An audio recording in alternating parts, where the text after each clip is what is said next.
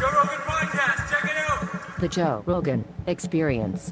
Train by day, Joe Rogan Podcast by night, all day. Exactly. Just every morning. Whatever Jeff Bezos is doing. Definitely doing some That guy's testosterone. He looks jacked. He looks jacked, right? Yeah, but he's like Quick. quick. Like, yeah. I mean, Yeah, like he got jacked at quick. age like 50, at age 59 in less than a year, he went from pencil neck geek to looking like like The Rock. Yeah, like a little miniature alpha fella. Yeah, Yeah. like his neck got bigger than his head. Yeah, he got big quick. But then like his earlier pictures, his neck's like a noodle, I support this activity. I like to see him going in this direction. which is fine. And his voice dropped like 2 octaves. I want you to move in that direction as well. I think Okay. we can achieve this. I should. I think we can achieve Giga Chad. Beep, that's what people called it. Where is that guy? People? I don't know where he is. That's like a real guy. The artist? Yeah. No, Oh, Giga Chad. Oh, Giga Chad. Yeah, I don't know if that's a real guy. It's hard to tell. it is a real guy. It is a real guy? Yeah. He's got the crazy jaw and like perfect sculpted hair. Yeah. Yeah. Well, I mean, they may have exaggerated a little bit, but Probably. no, I think he actually just kind of looked like that in reality. Wow. So, can like get- we he's can get he's you a pretty looking like unique that. looking individual. I think we can achieve this. That guy right there? That's a real guy? That's a real dude? No, I always no, thought no, that was CGI. No, I think I think the upper right one is not him. That's not But that one to him. the left of that, like that's real? No, that's artificial, bro. That's fake. That's got that uncanny valley feel to it, doesn't it? It's not impossible. No, it's not possible to achieve, but it's not possible to maintain that kind of leanness. Like, No, that's a no. I crazy mean leanness. that's like you're also at that point you're there. He's dehydrating and all sorts of things. Oh, it's based on a real person. Yeah. Based on it's, Right, but it's not a real person. What does he really look like? Those images, I think, are bullshit. Some of them are. Is that real? Okay, that looks real. That looks like a really jacked bodybuilder. Yeah. Yeah, that looks real. Like, that's achievable. But there's a few of those images where you're just like, what's going on here? Yeah. Totally. Yeah. Well, I mean, you see it. That guy is that the That's the real dude. Well, there's that Icelandic dude who's Thor. Oh, yeah, the guy who jumps in the frozen lakes and shit. Well, yeah. the guy who played the mountain. Oh, that guy. That is yeah. that Oh, is like yeah. that is like a mutant strong human. Yes. Like, yeah. like he would be in like the X-Men or something, you know. We were hanging out. He's just like not like and there's that, you know, that have you seen that meme, tent and tent bag? No. You know how like it's really hard to get the tent in the tent. Oh, right. That's true. Then there's a picture of him and his girlfriend. Oh, right. Ted Bag. That's hilarious. Yeah. Yeah, that's I don't his know how wife. it gets in there. You know, it's like it seems too small, but I met Brian Shaw. Brian Shaw is like the world's most powerful man, Yeah. and he's almost 7 feet tall. He's 400 pounds, and his bone density is 1 in 500 million people. So there's one. It's Wow. like there's like maybe I mean, he's just 16 got really people. dense bones. He's an enormous human being. Okay. Like a legitimate giant, just like that guy. Yeah. But we met him. He was hanging out with us in the green room of the mothership. It's like, okay, if this was like David and Goliath days, like Yeah. this is an actual giant, like Yes, the giants just of the Bible. Once in a while, they get a super giant person. This is a real Yeah, one. Like yeah. not a tall, skinny basketball player. Yeah. Like a Just- 7 just- foot 400-pound power lifter. Like you don't want to, Look especially. at him. That's the guy. See if there's a photo of him standing next to like a regular human. There it is. Yeah. Like, that's him right there. Like there's like one of him with next to standing next to Arnold and stuff. Yeah. And it's where and Arnold, everyone just looks tiny. I mean, I think he's a pretty cool dude actually. Oh, Brian's very cool. Very smart, Yeah, too. yeah. Unusual. You know, you expect anybody to be that big. It's got to be a moron. Yeah. But no. But, yeah. There's Andre the Giant who was awesome. You know, Yeah. he was great in Princess Bride. And No, he was just awesome, period. yeah. So we were talking about this interview with Sam Altman and Tucker, and I was like, we should probably just talk about this on the air. Because it is one of the craziest interviews I think I've ever seen in my life. Yeah. Where Tucker starts bringing up this guy who was Yeah. it looked Whistleblower like or whatever. a whistleblower Yeah. who, you know, committed suicide but doesn't look like it. And Yeah. and he's talking to Sam Altman about this, and Sam Altman's like, "Are you accusing me?" He's like, "No. I'm not. I'm just saying. I think someone killed him. Yeah, and it should be investigated. Yeah. Not just drop the case. It seems like. That they just dropped the case. Yeah. Yeah, But it his seems parents like think he was murdered. Yeah. The wires to a security camera were cut. Blood in 2 rooms. Blood in 2 rooms. Someone else's wig was in the room. Someone else's wig. Wig. Wig. Yeah. Yes. Not his normal. wig. Not normal to have a wig laying around. Yes. And he ordered DoorDash right before allegedly committing suicide. Yeah. Which seems unusual. You know. Yeah. It's like, I'm going to order pizza on second thoughts, I'll kill myself. It seems like that's a very rapid change in mindset. It's very weird, and especially the parents they don't believe he committed suicide at all. He has no note or anything. No. Yeah. It seems pretty fucked up. And, the idea that a Seems like whistleblower for an enormous AI company that's worth billions of dollars might get whacked, that's not outside the pale. I mean, it's straight out of a movie. Right out of a movie, but right out of a movie is real sometimes. Yeah, right. Exactly. Right? It's Right? it's a little weird that I think they should do a proper investigation. Like, what's the downside on that proper investigation? Right. No, Yeah. for sure. Yeah, But the whole exchange is so bizarre. Yeah. It is. Sam Altman's reaction to being accused of murder is bizarre. Look, I don't know if he's guilty, but it's not possible to look more guilty.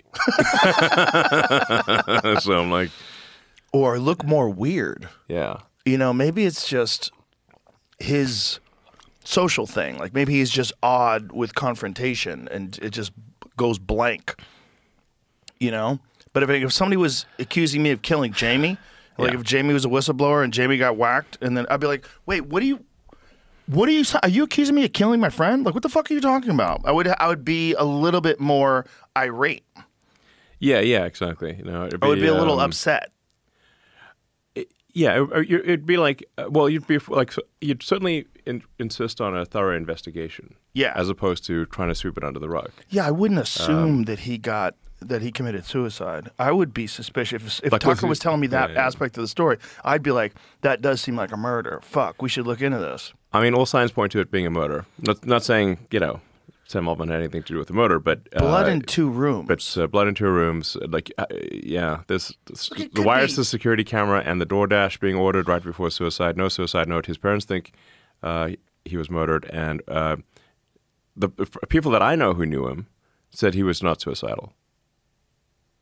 So I'm like, why would you jump to the conclusion? Parents just sued the landlord. They sue the son's landlord, alleged the owners and the managers of their son's San Francisco apartment building were part of a widespread cover-up of his death. The landlord? Yeah, there's a bunch of weird. They said there was like packages missing from the building. Some people said they saw packages still being delivered, and then all of a sudden they all disappeared. Huh. Few But that few could different be. reasons, but People yeah. steal people's packages all the time. The porch That- pirate situation. Yeah. Yeah. It says they failed to safeguard. Also, I mean, the amount of trauma those poor parents have gone through with their son dying like that. I mean, it must. God bless them. And how could they stay sane Yeah. after something like that? They're so grief stricken. Who knows what they believe at this point? Yeah. He should have asked if Epstein killed himself. Yeah, well, that's the Cash Where's Patel the thing with camera? Cash Patel Where's and the- Dan where's Bongino, the and they were camera? trying to convince everybody of that. Like, okay, The guards weren't there, and the camera stopped working, and the guards were asleep. The cameras weren't working. He had a giant steroided up bodybuilder guy that he was sharing a cell with that was a murderer who was a bad cop. Like, all of it's kind of nuts. Yeah. All of it's kind of nuts. Like, that he would just kill himself rather than reveal all of his billionaire friends. yeah. And then Did you see Tim Dillon talking to Chris Cuomo about this? 'Cause I he, did. He he's, Chris like, Cuomo downplaying just it, looked and so stupid. Tim just listed off all the. Tim just, and he's like, I agree, it is strange. Like, of course it's strange, Chris. Jesus Christ. You can't just go with the tide. You got to think things through. And if you think that one through, you're like, I don't think he killed himself. Nobody does. You'd have to work for an intelligence agency to think he killed himself. It does seem unlikely. It seems highly unlikely. highly unlikely. All highly roads unlikely. point to murder. Yes. Point to they had to get rid of him because he knew too much. Whatever the fuck he was doing, Yeah. whatever kind of an asset he was, whatever thing he was up to, was apparently very effective. Yes. And a lot of people were compromised. You see, your boy Bill Gates is now saying climate change is not a big deal. It's like, relax, everybody. I know I scared the fuck out of you for the last decade and a half, but we're going to be fine. Yeah. I mean, as I was saying just before coming into the studio, like every day there's some crazy, wild new thing that's happening. It feels like reality is accelerating. It's every day, and every day it's like more and more ridiculous to the point where the simulation is more and more undeniable. Yeah. It really feels like simulation. It's like, come on, what are the odds that this could be the case? Are you paying attention at all to 3i Atlas? Are you watching there's the comet? Yeah, whatever it is. Yeah. I mean, one thing I can say is like, look, if I was aware of any evidence of aliens, Joe, you have my word. I will come on your show, and I will reveal it on the show. Okay. Yeah.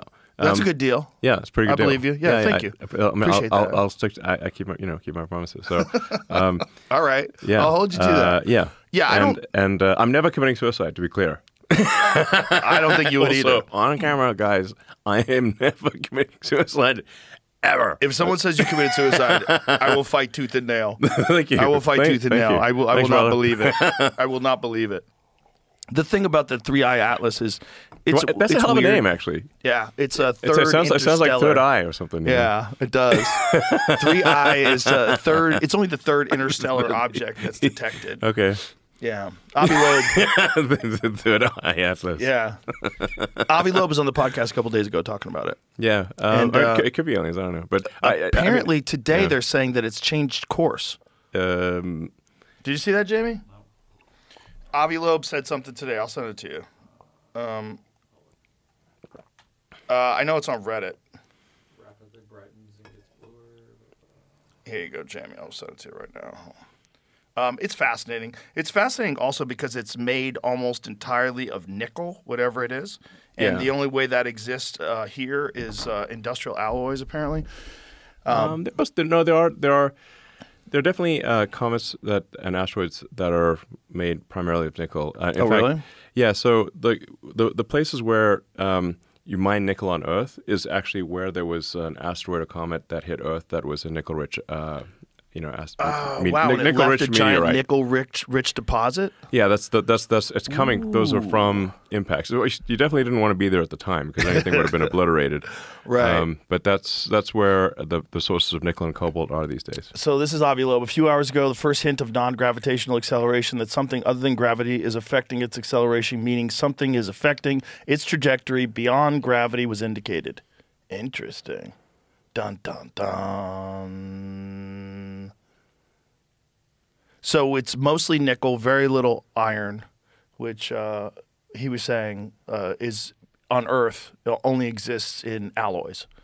But whatever, you're dealing with another planet. There are cases where there's very nickel-rich asteroids and meteorites that have hit something Earth. From space. Yeah, it's only it doesn't mean it'll be a very sort of heavy spaceship if you make it all out of nickel. Oh yeah, and fucking huge, the size of Manhattan and all nickel. That's kind of nuts. Yeah, that's a heavy spaceship. That's a real problem if it hits.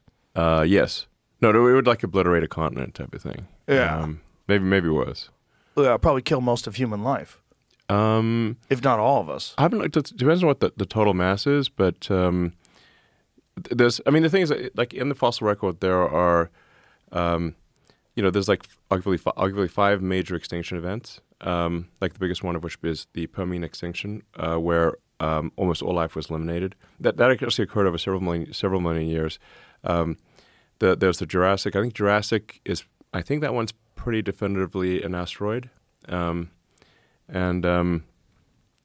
there's been 5 major extinction events. But what they don't count are really the ones that merely take out a continent. So merely, yeah, because those don't really show up on the fossil record, Right. So unless it's enough to cause a mass extinction event throughout Earth, it doesn't show up in a fossil record that's 200 million years old. So but there've been many impacts that would have sort of destroyed all life on let's say half of North America or something like that. There are many such impacts through the course of history. Yeah, and there's nothing we can do about it right now. Yeah, there was one that one that hit Siberia and destroyed, I think, a few hundred square miles. Oh, that's the Tunguska. Yeah, exactly. That's the one from the 1920s, right? Yeah. Yeah, that's the one that coincides with that comet storm that we go through every June and every November that they think is responsible for that Younger Dryas impact. Yeah. All that shit's crazy. Thank you, before we go any further, for letting us have a tour of SpaceX. You're welcome. And letting us be there for the rocket launch. Sure. One of the absolute coolest things I've ever seen in my life. And we thought it was only I thought it was a half a mile. Jamie was like it was a mile away. Turned out it's almost 2 miles away. Yeah. And you feel it in your chest. Yeah, it's You have to wear very earplugs, intense. and you feel it in your chest, and it's 2 miles away. Yeah. It was fucking amazing. Yeah. And then to go with you up into the command center and to watch all the Starlink satellites with all the different cameras and all in real time as it made its way all the way to Australia. How many minutes? Like 35, 40 minutes? Yeah. Wild. Watch it touch down in Australia. Yeah. Fucking crazy. It was That is crazy. amazing. Yeah. Absolutely amazing. The Starship's awesome. And anyone can go watch the launch, actually. So you can just go to South Padre Island and get a great view of the launch. So it's like where a lot of spring breakers go. But we'll be flying pretty frequently out of Starbase in South Texas. And we formally incorporated it as a city. So it's actually an actual legal city, Starbase, Texas. It's not that often you hear like, hey, we made a city, you know. That used to be like in the old days, like a startup would be you go and gather a bunch of people and say, hey, let's go make a town. Literally. Right. That would have been startups in the old days. Or a country. Yeah, or a country. Yeah. Yeah, actually. If you tried doing that today, there'd be a real problem. Yeah, maybe things are something so much set in stone on the country front these days. You might be able to more pull or it less, off. You might be able to pull it off. If you got a solid island, you might be able to pull it off. You know? It's probably. You know, like Larry make a new Ellison country. owns Lanai. Yeah, you could probably. Is this it right here? If you put enough effort can, into it, yeah. you could make a new country. This is one of the different ones. This is one of the ones that you catch, right? Or is that one? Yeah, that's the booster. So that's the super heavy booster. So that's the one with the booster's got 33 engines. In its by version 4 that will have about 10,000 tons of thrust. Right now it's about 8,000 tons of thrust. But that's the largest flying object ever made. I had to explain to someone. They were going, "Why do they blow up all the time if you're so smart?" Because there was this fucking idiot on television. Some guy was being interviewed, and they were talking about you, and he goes, "Oh, I think he's a fuckwit." And he goes, "He's a fuckwit." And he goes, "Why do you say he's a fuck? Oh, his rockets keep blowing up." And someone said, "Yeah, well, why do his rockets blow?" And I had to explain. Yeah. Because it's the only way you find out what the tolerances are. You have Yes. to. You have to a few of them explore the have to corners blow of up. the box. So like, so when you do a new rocket development program, you have to do what's called exploring the limits, the corners of the box, where you say it's like worst case this, worst case that, to figure out where the limits are. So you blow up. Not admittedly in the development process, sometimes it blows up accidentally, but we intentionally subject it to. A flight regime that is much worse than what we expect in normal flight, so that when we put people on board or valuable cargo, it doesn't blow up. So for example, for the flight that you saw, we actually deliberately took heat shield tiles off the ship, off of Starship, in some of the worst locations to say, okay, if we lose a heat shield tile here, is it catastrophic or is it not? And nonetheless, Starship was able to do a soft landing in the Indian Ocean, just west of Australia, and it got there from Texas in 35, 40 minutes type of thing. So it landed even though you put it through this situation where it has compromised shield. It had an unusually we brought it in hot, like an extra hot trajectory with missing tiles.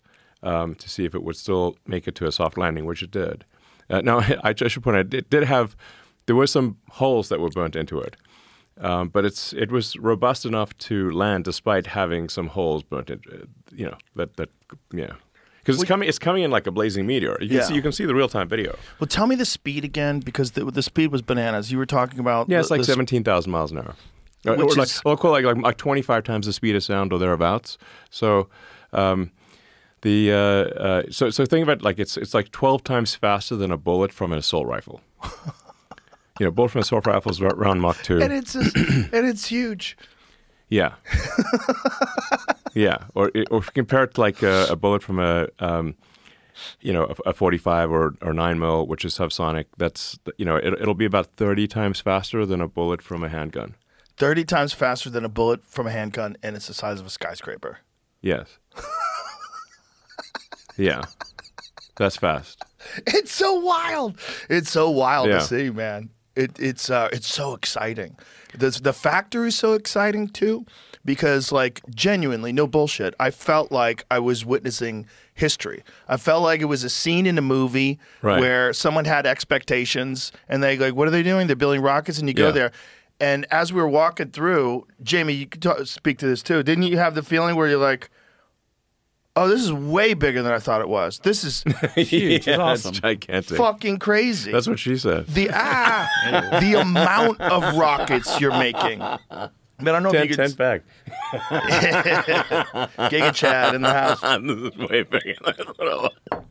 It's a giant metal dick. You're fucking the universe with your giant metal dick. That's what Yeah, it is. I mean, But it's, yeah, it is very big. and the sheer numbers of them that you guys are making. And then this is a version, and you have a new updated version Yeah. that's coming soon. And what is the Yeah, difference? it's a little longer. More pointy? It's the same amount of pointy, but it's got a bit more length. The interstage, you see that the interstage section with kind of like the grill area. Mm-hmm. That's now integrated with the boost stage. So we do what's called hot staging, where we light the ship engines while it's still attached to the booster. So the booster engines are still thrusting. It's still still being pushed forward by the booster of the ship. But then we light the ship engines, and the ship engines actually pull away from the booster, even though the booster engines are still firing. Whoa. So it's blasting flame through that grill section, but we integrate that grill section into the boost stage with the next version of the rocket. And next version of the rocket will have the Raptor 3 engines, which are a huge improvement. You may have seen them in the lobby. Yeah. Because we've got like the Raptor 1, 2, and 3. And you can see the dramatic improvement in simplicity. We should probably put a plaque there to also show how much we reduced the weight, the cost, and improved the efficiency and the thrust. So the Raptor 3 has almost twice the thrust of Raptor 1.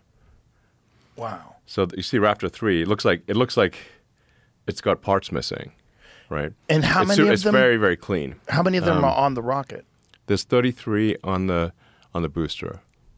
Whoa. And each Raptor engine is producing twice as much thrust as all 4 engines on a 747. Wow. So that engine is smaller than a 747 engine, but is producing, almost 10 times the thrust of a 747 engine. Wow. So extremely high power to weight ratio, and so when there's 33 of them. when you're designing these, you get to Raptor 1, Yeah. you see its efficiency, you see where you can improve it. You get to Raptor 2. How far can you scale this up with just the same sort of technology, with propellant and ignition and engines? Like, how much further can you? I mean, we're pushing the limits of physics here. And really, in order to make a fully reusable orbital rocket, which no one has succeeded in doing yet, including us, but Starship is the first time that there is a design for a rocket where full and rapid reusability is actually possible. So it was not. There's not even been a design before where it was possible. Certainly not a design that got made any hardware at all. We live on a planet where the gravity is quite high. Like Earth's gravity is quite high. And if the gravity was even 10 or 20% higher, we'd be stuck on Earth forever. Really? Like we could not use certainly couldn't use conventional rockets. You'd have to like blow yourself off the surface with like a nuclear bomb or something crazy. So on the other hand, if Earth's gravity was just a little lower, like even 10, 20% lower, then getting to orbit would be easy. So it's like this. If this was a video game, it's set to like maximum difficulty, but not impossible. Okay. So that's where we have here. So it's not as though others have ignored the concept of reusability. They've just concluded that it was too difficult to achieve. And we've been working on this for a long time at SpaceX. I'm the chief engineer of the company. Although I should say that we have an extremely talented engineering team. I think we've got the best rocket engineering team that has ever been assembled. It's an honor to work with such incredible people. So it's fair to say that we have not yet succeeded in achieving full reusability, but we at last have a rocket where full reusability is possible, and I think we'll achieve it next year. So that's a really big deal. And the reason that's such a big deal is that full reusability drops the cost of access to space by 100. Maybe even more than 100, actually. So it could be like 1,000. You can think of it like any mode of transport. Like imagine if aircraft were not reusable. Like you flew somewhere, you have to throw the plane out. Like imagine if, like the way conventional rockets work, is it would be like if you had an airplane, and instead of landing at your destination, you parachute out, and the plane crashes somewhere, and you land at your and you land in a parachute at your destination. Now that would be a very expensive trip, and you'd need another plane to get back. Okay, but that's how the other rockets in the world work. Now the SpaceX Falcon rocket is the only one that is at least mostly reusable. You've seen the Falcon rocket land. We've now done over 500 landings of the SpaceX rocket, of the Falcon 9 rocket, and this year, we'll deliver probably, I don't know, somewhere between 2,200 and 2,500 tons to orbit with the Falcon 9, Falcon Heavy rockets, not counting anything from Starship. And this is mostly Starlink? Yes, mostly Starlink, but we launch many other. We even launch our competitors to Starlink on Falcon 9. We charge them the same price, pretty fair. But SpaceX this year will deliver roughly 90% of all Earth mass to orbit. Wow. And then of the remaining 10%, most of that is done by China, and then the remaining, roughly 4% is everyone else in the world, including our domestic competitors. It's kind of incredible how many things are in space. Like how many things are floating above us now. There's a lot of things.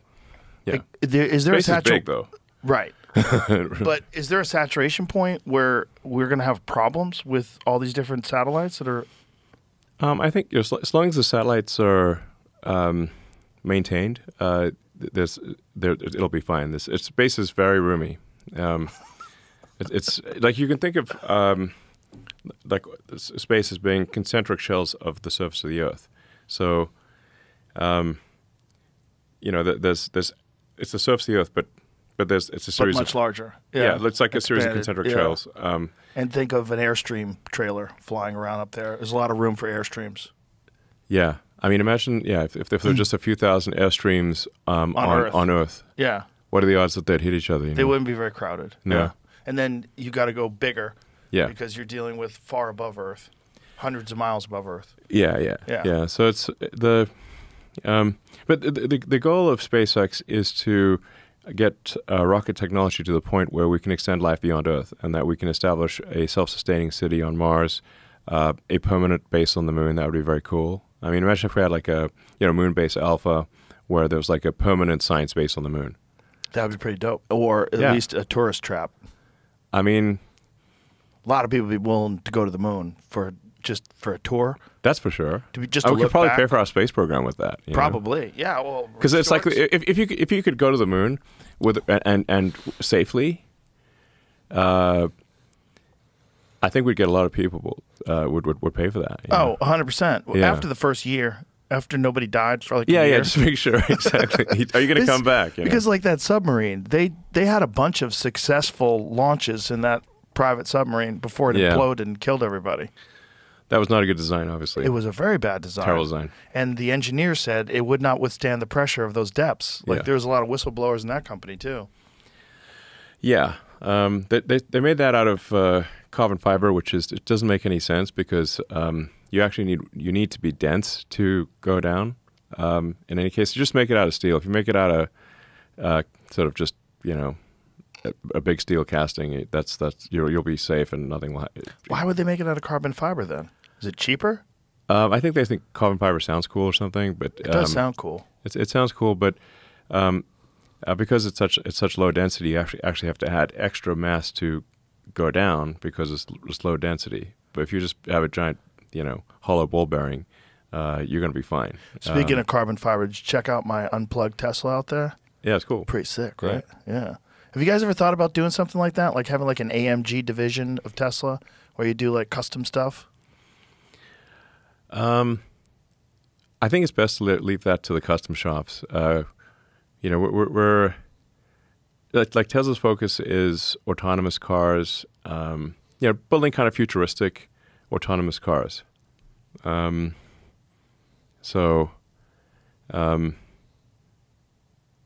think we want the future to look like the future. Did you see like our designs for like the sort of the robotic bus? No. It looks pretty cool. The robotic bus? It's supposed Yeah, to be the totally autonomous We need to bus. actually figure out the good name for it. Like I think we call it the Robus or there's no good. There's like what do you call this thing? But it looks cool. It's very Art Deco. It's like futuristic Art Deco, it does like I think we want to change the aesthetic over time. You don't want the aesthetic to be constant over time. You want to evolve the aesthetic. Like I have a son who's like, he's like even more artistic than me, but he has these great observations. Who is this? A Saxon. He has these great observations in the world because he just views the world through a different lens than most people. And he is like, Dad, why does the world look like it's 2015? And I'm like, damn, the world does look like it's 2015. Like the aesthetic has not evolved since 2015. Whoa, that's what it looks like? Yeah, Oh, wow. that's pretty cool. Oh, yeah. That's like... what Like is you'd it? want to see that going down the road, Yeah. You'd be like, okay, we're in the future, It doesn't look like 2015. What is that ancient science fiction movie, like one of the first science fiction movies ever? Is it Metropolis? Is that what it is? Yeah. Yeah. That looks like it belongs in Metropolis. Yeah. Yeah. It's a futuristic Art Deco. Yeah, well, that's cool that you're concentrating on the aesthetic. I mean, that's kind of the whole deal with Cybertruck, right? Like, it didn't have to look like that. No, I just wanted to have something that looked really different. Is it a pain in the ass for people to get it insured because it's all solid steel and... I hope it's not too much. Tesla does offer insurance, so people can always Oh. get it insured at Tesla.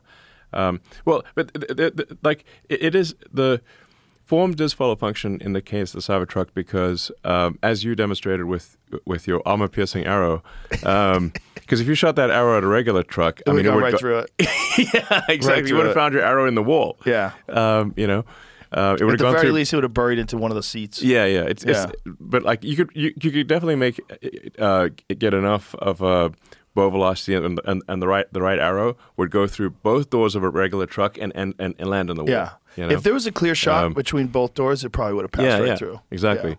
But the arrow shattered on the Cybertruck because it's ultra hard stainless. Mm-hmm. And I thought it'd be cool to have a truck that is bulletproof to a subsonic projectile. Especially in this day and age, like if the apocalypse happens, you're going to want to have a bulletproof truck. So then because because it's made of ultra hot stainless, you can't just stamp the panels. Like, you can't just put it in a stamping press because it breaks the press. So in order to actually, so it has to be planar because it's so difficult to bend. Because it breaks the machine that bends it. That's why it's so planar, and it's not it's because it's bulletproof steel. Right. So it is like boxy as opposed to like curved and. Yeah, you just in order to make like the curved shapes, you take basically mild steel like annealed thin annealed in a regular truck or car. You take mild thin annealed steel, you put it in a stamping press, and it just smushes it and makes it whatever shape you want. But the Cybertruck is made of ultra hard stainless, and so you can't stamp it because it would break the stamping press. So even bending it is hard. So even to bend it to its current position, we have to way overbend it.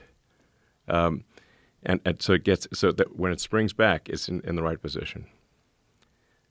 So it's I don't know. Like I think if you want to I think it's a unique aesthetic.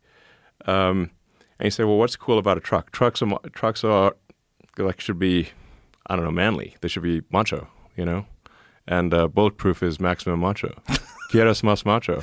Are you married to that shape now? Like, can you do anything to change it? Like, as you get further, like I know you guys updated the 3 and the Y. Did you update the Y as well? Yes, the 3 and the Y are updated.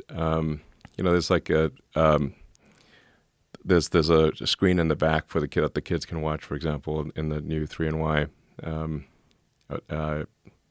the new Y. There's like hundreds of improvements. Like we keep improving the car, and even the Cybertruck, we keep improving it.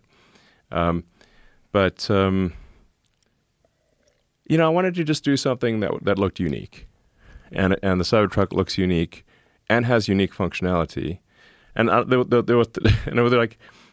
3 things where I was aiming for. It's like, let's make it bulletproof. Let's make it faster than a Porsche 911. And we actually cleared the quarter mile. The Cybertruck can clear a quarter mile while towing a Porsche 911 faster than a Porsche 911. It can out-tow an F-350 diesel. Really? Yes. What is the tow limitations? I mean, we could tow like a 747 in that with the Cybertruck. The Cybertruck is an insanely it is alien technology, okay?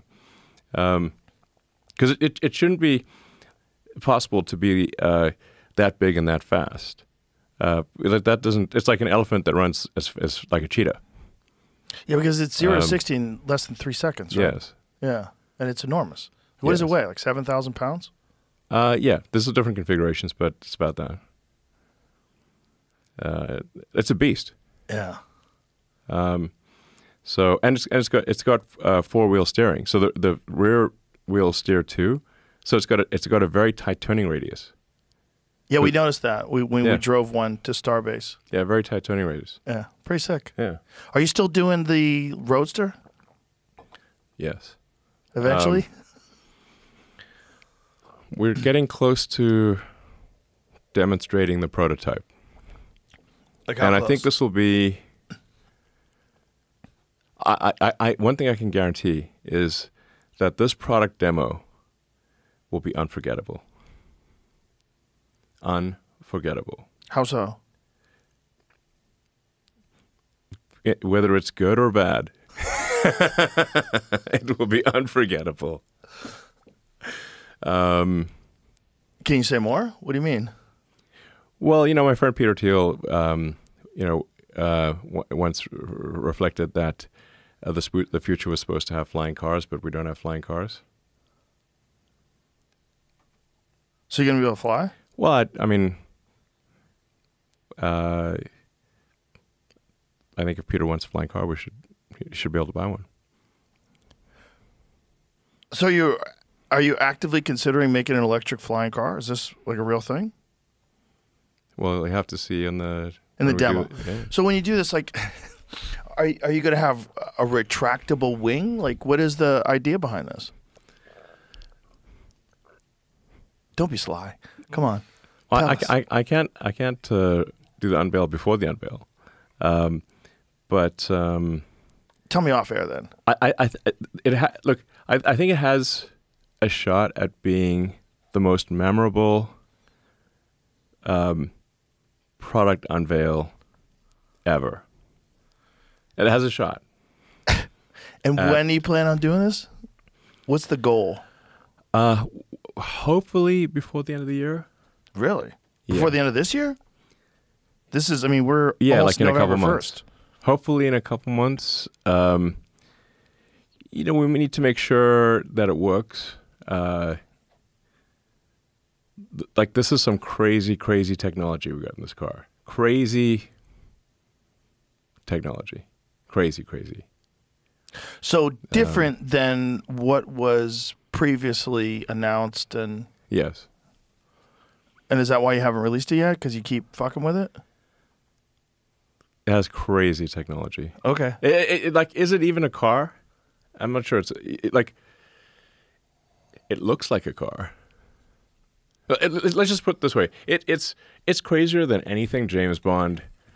If you took all the James Bond cars and combined them, it's crazier than that.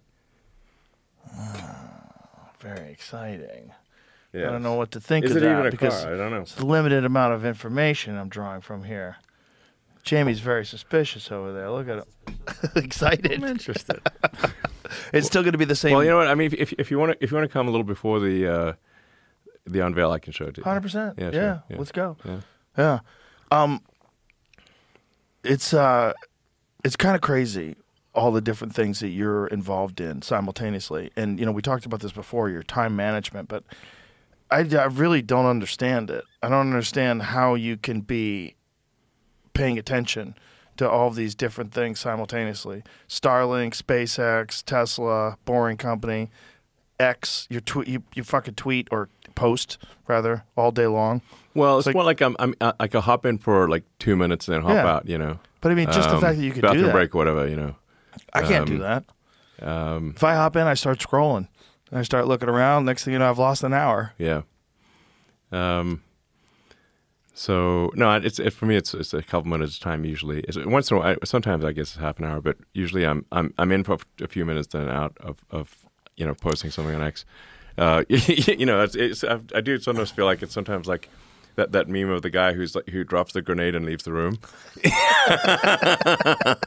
That's been me more than once on X. Yes. Oh yeah. Yeah, for sure. It's got to be fun though. It's got to be fun to know that you essentially disrupted the entire social media chain of command, because there was a very clear thing that was going on with social media. Yeah. The government had infiltrated it. They were Yeah, it's censoring crazy. speech. And until you bought it, we really didn't know the extent of it. We kind of assumed that there was something going on. Yeah. We had no idea that they were actively involved in censoring actual real news stories, real data, real scientists, real professors, silenced, expelled, kicked off the platform. Yeah. Wild. Yeah. Yeah. For telling the truth. For telling the truth. And Yeah. I'm sure you've also, because I sent it to you, that chart that shows young kids, teenagers identifying as trans and non-binary, Right. literally stops dead when you bought Twitter, Yeah. and starts falling off a cliff when people are allowed to have rational discussions now, Yes. and actually talk about it. Yes. Yeah. Yeah, I mean, I said at the time, like, I think that like the reason for acquiring Twitter is because it was causing destruction at a civilizational level. It was. I mean, I tweeted on Twitter at the time that it is. It's worm tongue for the world. Like Wormtongue from Lord of the Rings, where he would just sort of like whisper these, terrible things to the king, so the king would believe these things that weren't true. And unfortunately, Twitter really got like the woke mob. essentially they controlled Twitter, and they were pushing a nihilistic, anti-civilizational mind virus to the world. And you can see the results of that mind virus on the streets of San Francisco, where downtown San Francisco looks like a zombie apocalypse. It's bad. So we don't want the whole world to be a zombie apocalypse. But that's that was essentially they were pushing this very negative, nihilistic, untrue worldview on the world, and it was causing a lot of damage. So the stunning thing about it is how few people course corrected. A bunch of people woke up and realized what was going on. People that were all on board with like woke ideology in maybe 2015 or 16, and then eventually it comes to affect them, or they see it in their workplace, or they see it and they're like, well we got to stop this. A bunch of people did, but a lot of people never course corrected. Yeah, a lot of people didn't course correct, but it's gone directionally, and it's directionally correct. Like you mentioned, like the massive spike in kids identifying as trans, and then that spike dropping after the Twitter acquisition. I think that simply allowing the truth to be told was just shedding sunlight is the best disinfectant, as they say, and just allowing sunlight kills the virus. And it also changed the benchmark for all the other platforms. Yes. You can't just openly censor people on all the other platforms when Yeah. X is available. So everybody else had so like Facebook announced Yes. they were changing, YouTube announced they were changing their policies. Yeah. And they're kind of forced to. And Yeah, then Blue and Sky like, doubled down. Well, like the problem is like if essentially the woke mind virus retreated to Blue Sky. Yeah. But it's where they're just a self-reinforcing lunatic asylum. They're all just triple masked. I was totally watching this in exchange on a Blue Sky where someone said that they're just trying to be zen about something, Yeah. and then a moderator, immediately chimed in and said, "Why don't you try to stop being racist against Asians by saying something zen? By saying I'm trying to be zen about something." They were accusing that person of being racist towards Asians. Yeah, it's just everyone's a hall monitor over there. So, The worst hall monitor, Yeah. a virgin, like incel. They're all hall monitors Yeah. trying to rat on each other. Yeah, it's fascinating. And then people say I'm leaving for Blue Sky like Stephen King, and then a couple weeks later it's back on X. Yeah. It's like fuck it. There's no one over there. It's all a bunch of crazy people. You can only stay in the asylum for so long. Exactly. We're like, all right, this is not good. They all Yeah. bail. Yeah, And yeah. Threads yeah. is kind of like that too. Threads is nuts. I've been on Threads. Is it? Well, what happens is if you go on Instagram, every now and then Yeah. something really stupid will pop up on Threads, like, what the fuck? And it shows it to you on Instagram, Okay. and then I'll click on that, and then I'll go to Threads, and it's like, you see posts with like 25 likes, like famous people, Okay. like 50 likes. It's Like a no ghost one's- town. Ghost town, yeah, But yeah. the people that post on there, they're finding that there's very little pushback from insane ideology. Yeah. So they go there and they spit out nonsense, and very few people jump in to argue. Yeah. Very weird place. I mean, I can generally get the vibe of like what's taking off by seeing what's showing up on X, because that's the public town square still, Right. And what links show up in group texts. If I'm in group chats Right. with friends, like what links are showing up. That's what I try to do now. Yeah. Only get stuff that shows up in my group Yeah. text, because that keeps me productive. So I only check if someone's like, "Dude, what the fuck?" I'm like, "All right, what the fuck? Let me check it exactly. out." Let me If see there's what's something going that's on. crazy enough, that it'll enter the group chat. But there's always something. That's what's nuts. There's always some new law that's passed, some new insane thing that California's doing. Yeah. And it's like a giant chunk of it's happening in California. The most preposterous things that I get. Yeah. And then you got California Gavin crazy. Newsom, who's running around saying we all have California derangement syndrome. He's just like ripping off Trump derangement and calling it California derangement. It's like, no.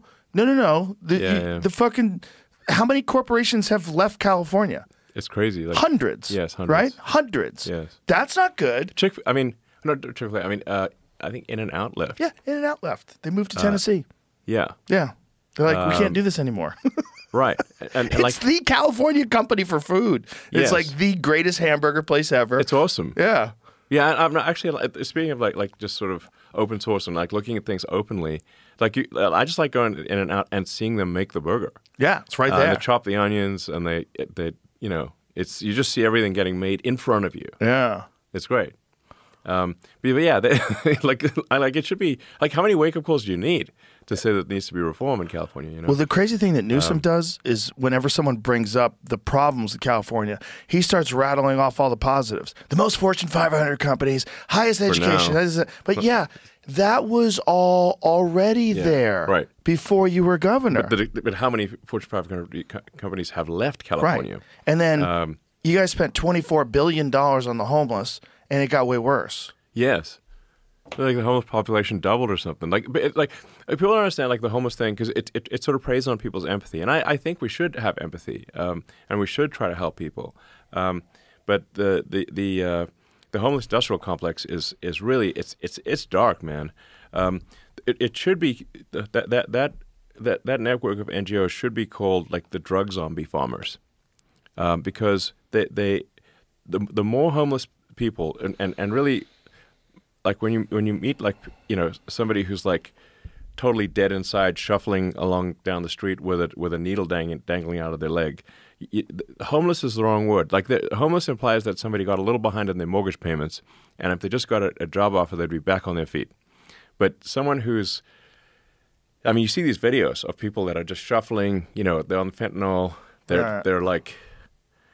Taking a dump in the middle of the street, and they got like open sores and stuff.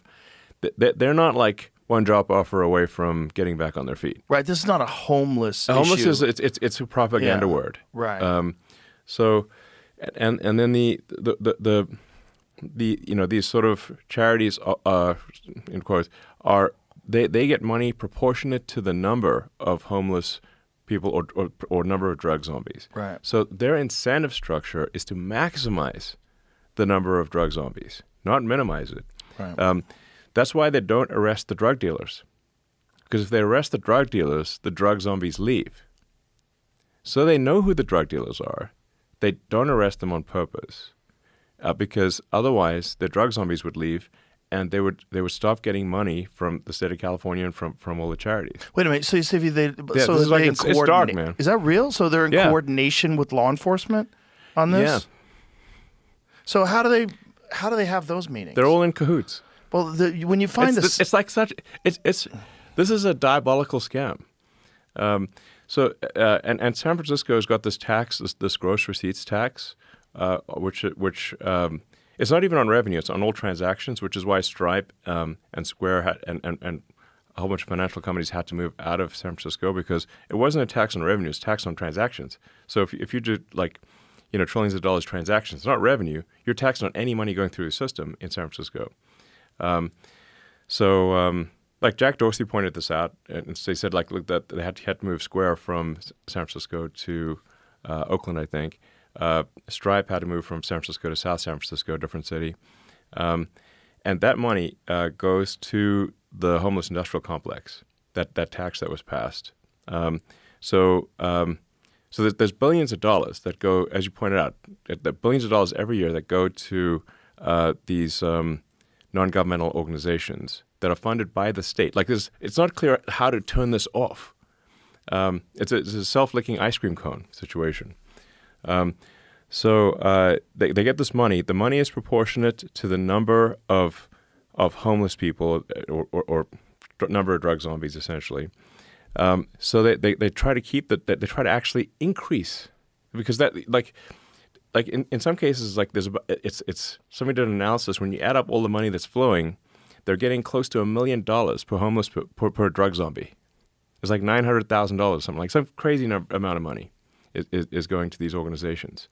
So so they want to keep people just barely alive. They need to keep them in the area so they get the revenue.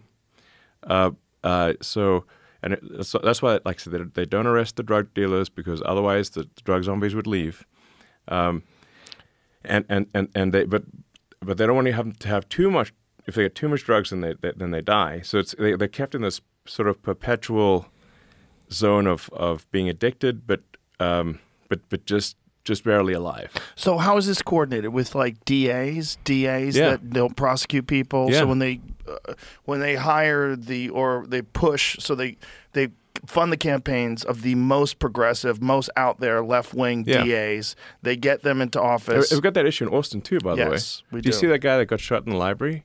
No, Like, so, yeah, I heard a about guy it. got shot and killed in the library. I think that was just like last week or something. Right. So some friends of mine were telling me that like the library's unsafe. Like they took their kids to the library, and there were like dangerous people in the library in Austin. And I was like, dangerous people in the library? Like that's a strange. It basically got like drug zombies in the library. Oh Jesus! And that's when someone got shot. Yeah, I believe this should be on the news. We might be able to pull it up. But I think it was just in the last week or so that there was a shooting in the library in Austin.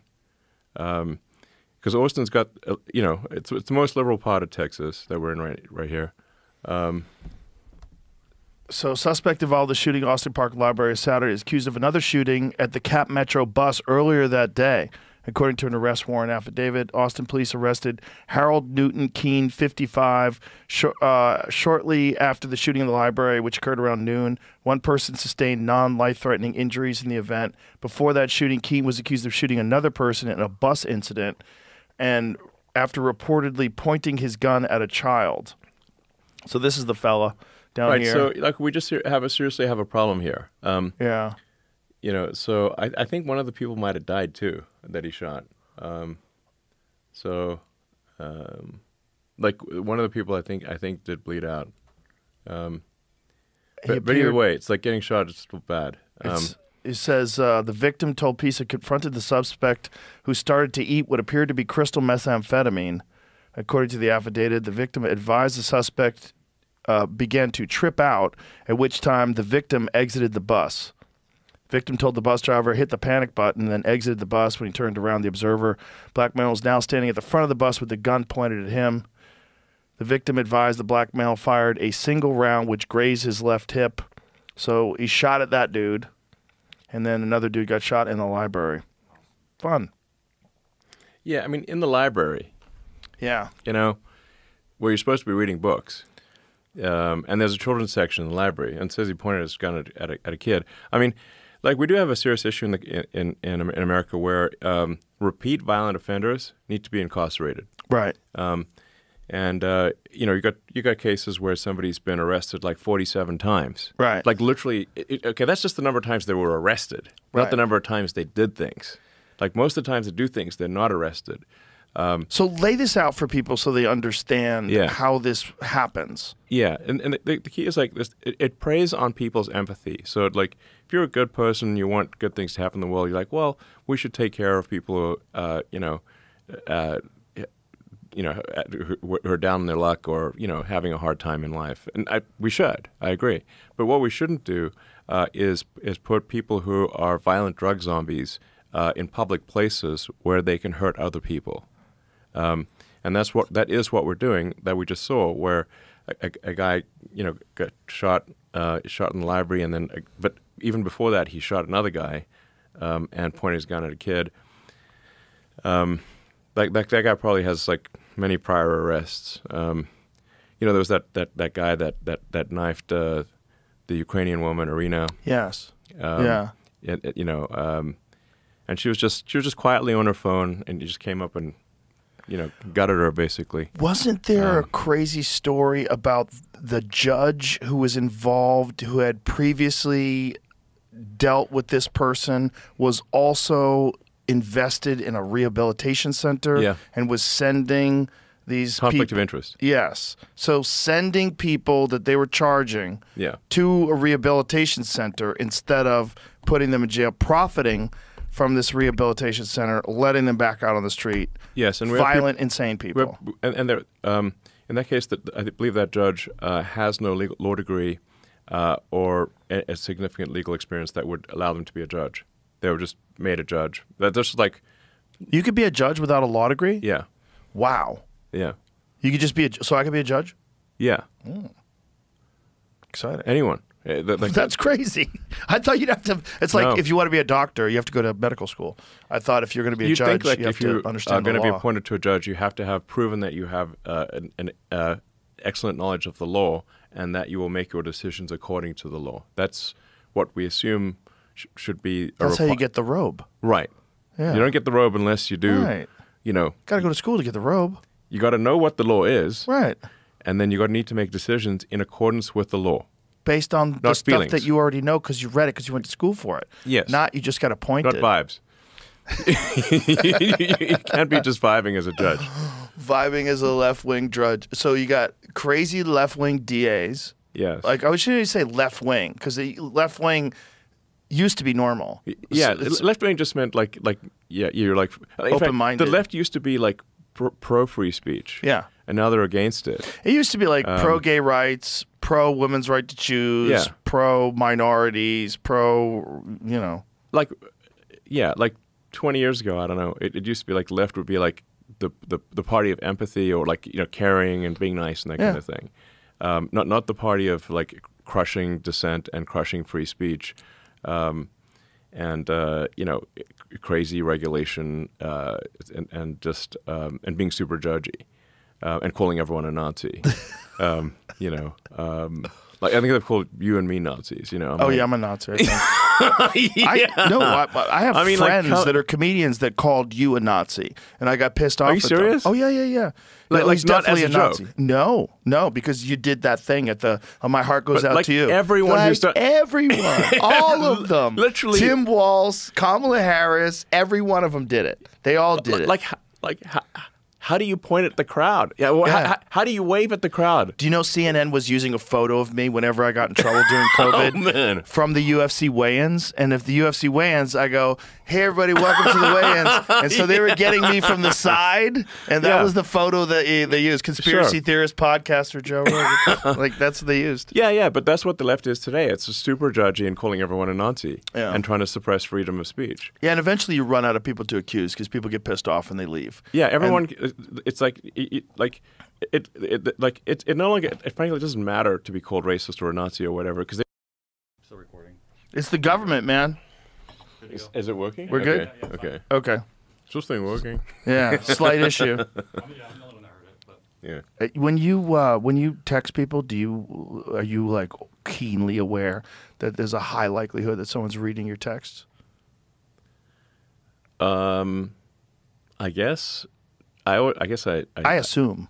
look, if intelligence agencies aren't trying to read my phone, they should probably be fired.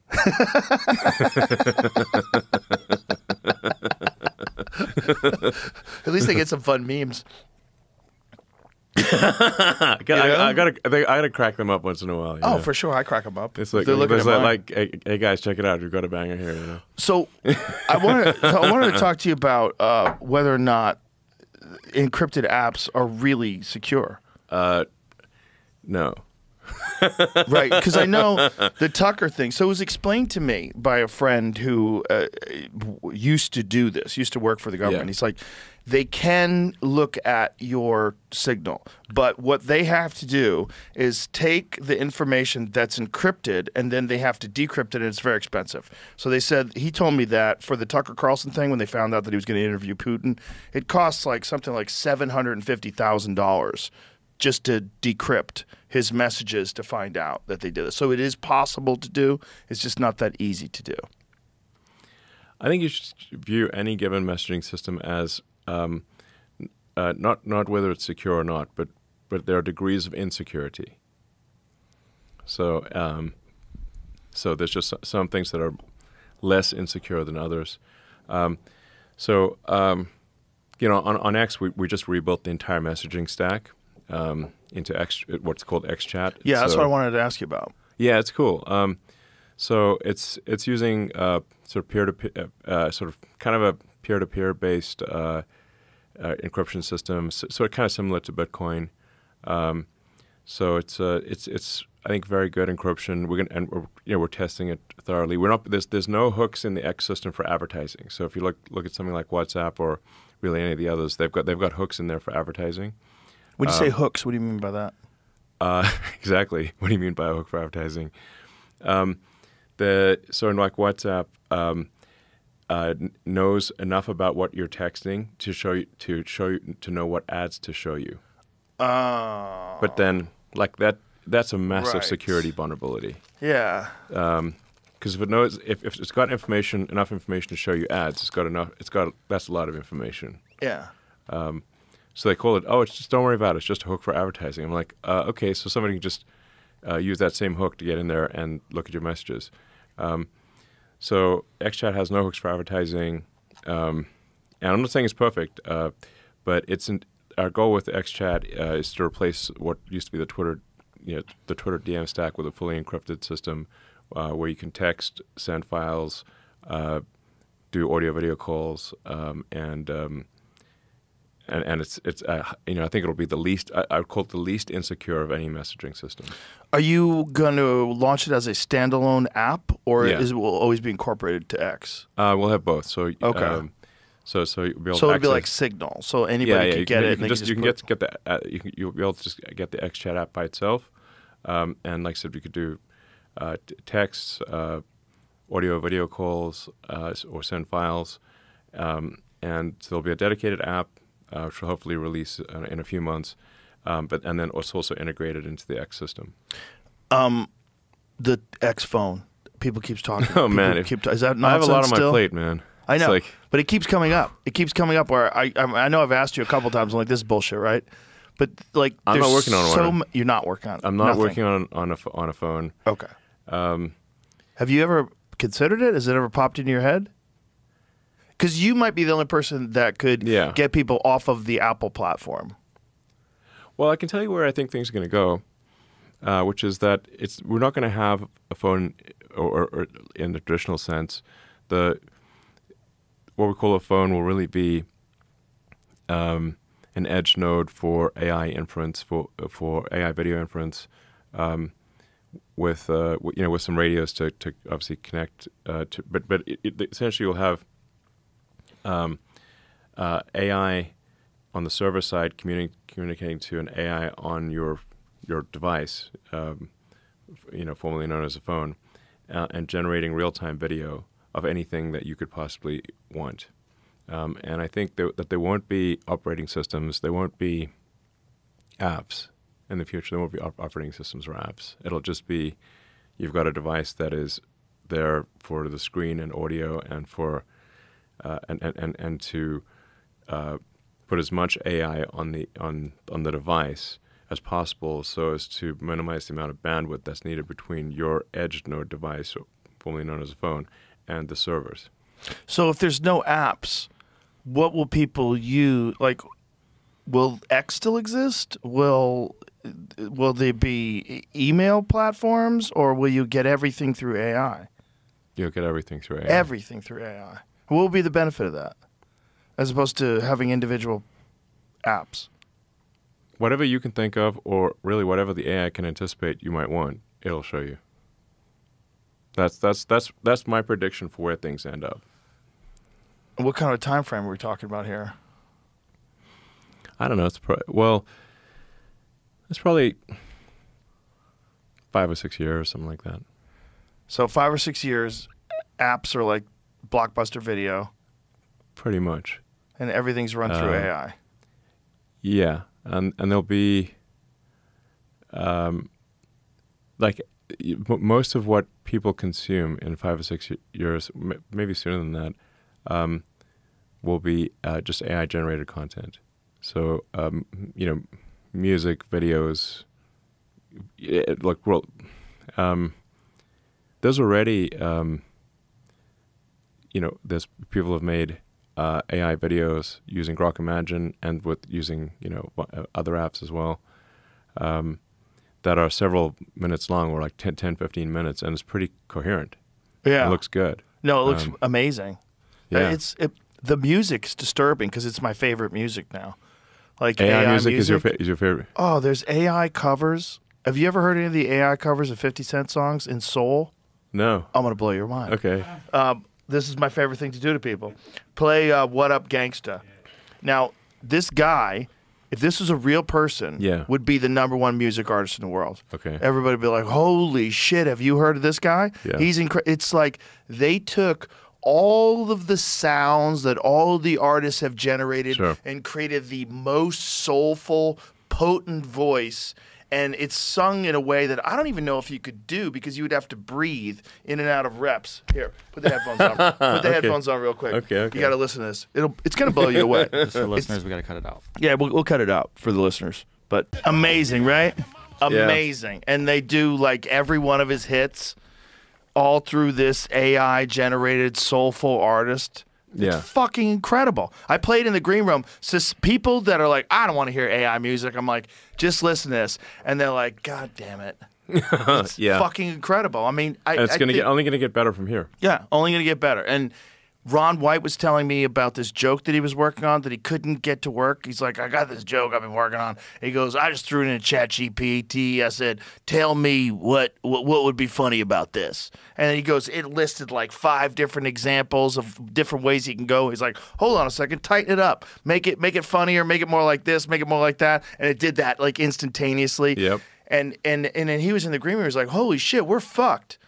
He's like, Yeah. He goes, it Well, wrote a better I mean, joke than me in 20 minutes. I've been working on that joke for a month. Yeah, I mean, if you want to have a good time or like make people really laugh at a party, you can use Grok and you can say, do a vulgar roast of someone, and Grok is gonna be an epic vulgar roast. You can even say like take a picture of like.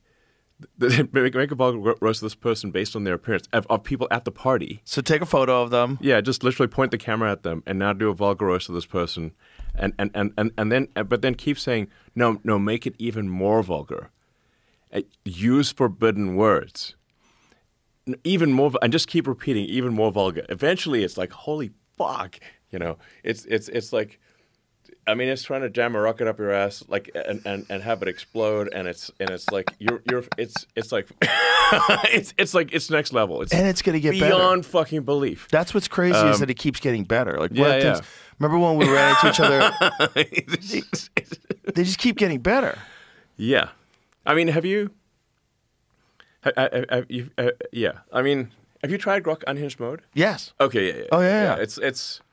It's pretty unhinged. No, it's nuts. Yeah, it's nuts. Well, you It's showed it to me the nuts. first time. And Yeah, then I yeah, fucked yeah. around with it. It's just, and the thing about it that's nuts is that it keeps getting stronger. It keeps getting better. Yeah. Like constantly. It's like Yeah. this never-ending exponential improvement. Yes. No, it's yeah. It's going to be crazy. That's why I say, like you say, what's the future going to be? It's not going to be a conventional phone. I don't think there'll be operating systems. I don't think there'll be apps.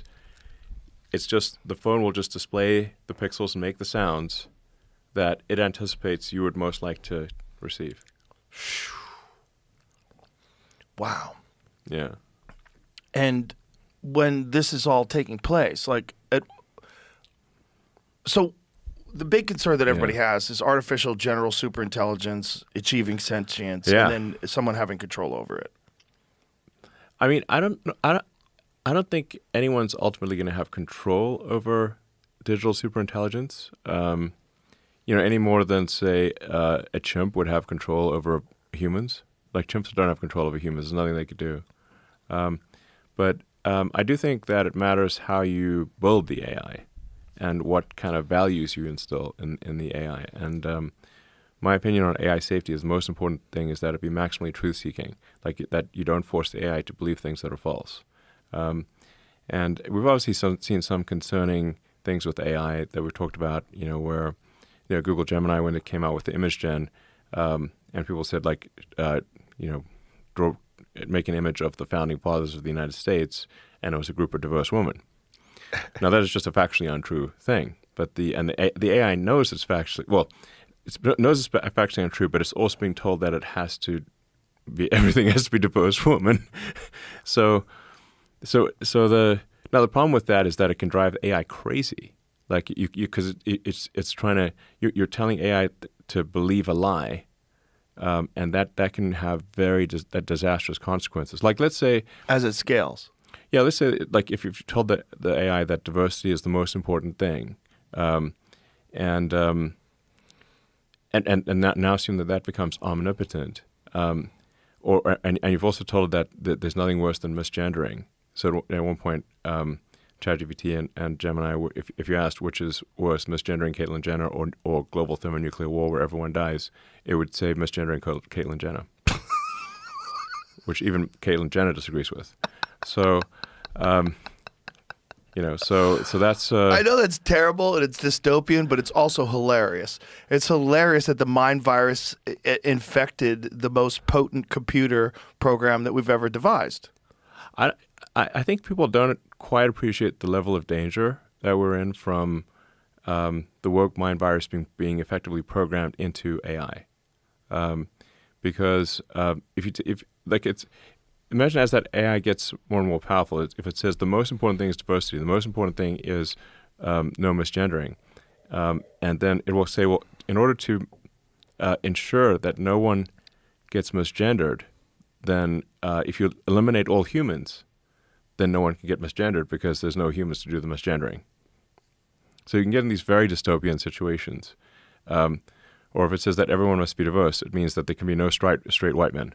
And so then you and I would get executed by the AI. Yeah, because we're not in the picture. Gemini was asked to create show an image of the Pope, and once again, a diverse woman. You can argue whether the popes should or should not be an uninterrupted string of white guys, but it just factually is the case that they have been. So it's rewriting history here.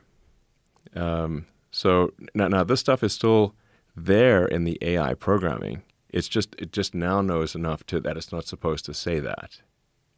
But it's still in the programming. It's still in the programming. So how was it entered in? Like, what were the parameters? When they're programming AI, and I'm very ignorant to how it's even programmed. How did they? The sort of, well, the woke mind virus was programmed into it. They were told, like when they make the AI, it trains on all the data on the internet, which already is very very sort of has a lot of woke mind virus stuff on the internet. But then. When they give it feedback, the human tutors give it feedback, and the AIs, they'll ask a bunch of questions, and then they'll tell the AI, no, this question is, this answer is bad or this answer is good, and then that affects the parameters of the programming of the AI. So, if you tell the AI that every image has got to be diverse. And it gets punished if it gets rewarded if diverse, punished if it's not. Then it will make every picture diverse. So, in that case, Google programmed the AI to lie. Now, and I did call Demis Hassabis, who runs DeepMind, who runs Google AI, essentially. I said, Demis, what's going on here? Why is Gemini lying to the public about historical events? And he said that's actually not. He didn't. His team didn't program that in. It was another team at Google so his team made the AI, and then another team at Google reprogrammed the AI to show only diverse women and to prefer nuclear war over misgendering. And I'm like, well, Demis, that would be not a great thing to put on the humanities gravestone. It's like, I'll actually like Demis Hassabis is a friend of mine. I think he's a good guy, and I think he means well. But it's like, Demis, things happen that were outside of your control at Google in different groups. Now I think he's got more authority, but it's pretty hard to fully extract the woke mind virus. Google's been marinating in the woke mind virus for a long time. Like it's down in the marrow type of thing. It's hard to get it out. Is there a way to extract it though over time? Could you program rational thought into AI, where it could recognize how these psychological patterns got adopted and how this stuff became a mind virus and how it became a social contagion and how all these irrational ideas were pushed, and also how they were financed, how China's involved in pushing them with bots, and all these different state actors are involved in pushing these ideas. Could it be able to decipher that and say, this is really what's going on? Yes, but you have to try very hard to do that. So with Grok, we've tried very hard to get Grok to get to the truth of things, and it's only really recently that we've been able to have some breakthroughs on that front, and it's taken an immense amount of effort for us to overcome basically all the bullshit that's on the internet, and for Grok to actually say what's true and to be consistent in what it says. You know, it's like, because like the other AIs you'll find are quite racist against white people. I don't know if you saw that study that someone, like a researcher, tested the various AIs to see how does it weight different people's lives. Like, you know, somebody who's sort of, you know, white or Chinese or black or whatever, and different countries. And the only AI that actually weighed human lives equally was Grok. And the, you know, I believe ChatGPT weighed, the calculation was like a white guy from Germany is 20 times less valuable than a black guy from Nigeria. So I'm like, that's a pretty big difference. You know, Grok on that is consistent and weighs lives equally. And that's clearly something that's been programmed into it. Yes, like a lot of it is like if you don't actively push for the truth, and you simply train on all the bullshit that's on the internet, which is a lot of woke mind virus bullshit, the AI will regurgitate those same beliefs. So the AI essentially scours the internet, It's trained on all the like. Imagine the most demented Reddit threads out there, and the AI has been trained on that.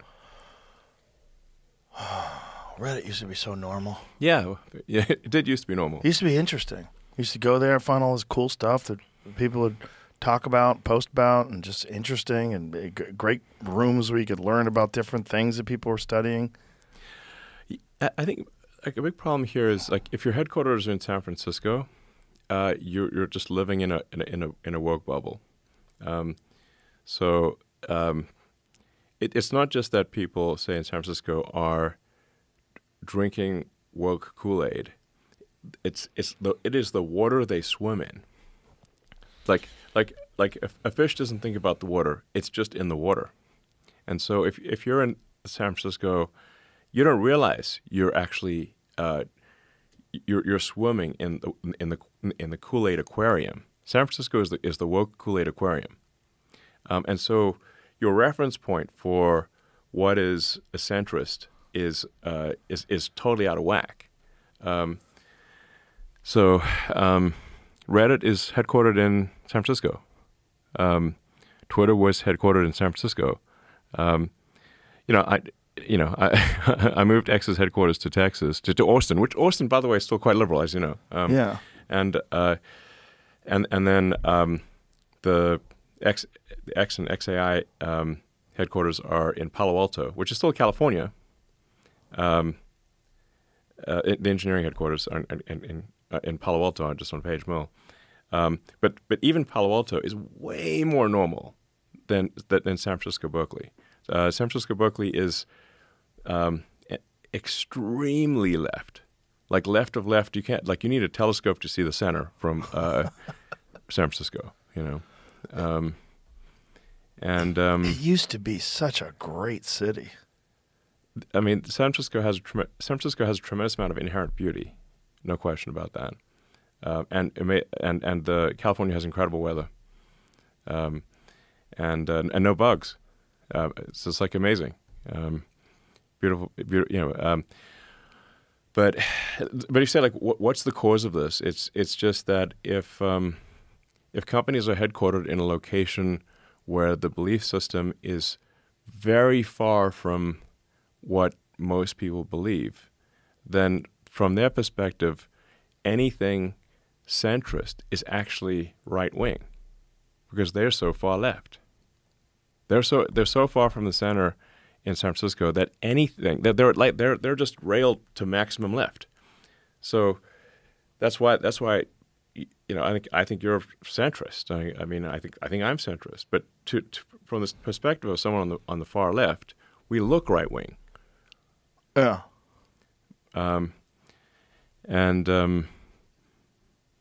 They think anyone who's a Republican is basically like some fascist Nazi situation. But what's so crazy is like it's very easy to demonstrate just from like Hillary's speeches from 2008 and Obama's speeches, like when they were talking about immigration, like they were as far right as Steve Bannon when it comes to immigration. Yes.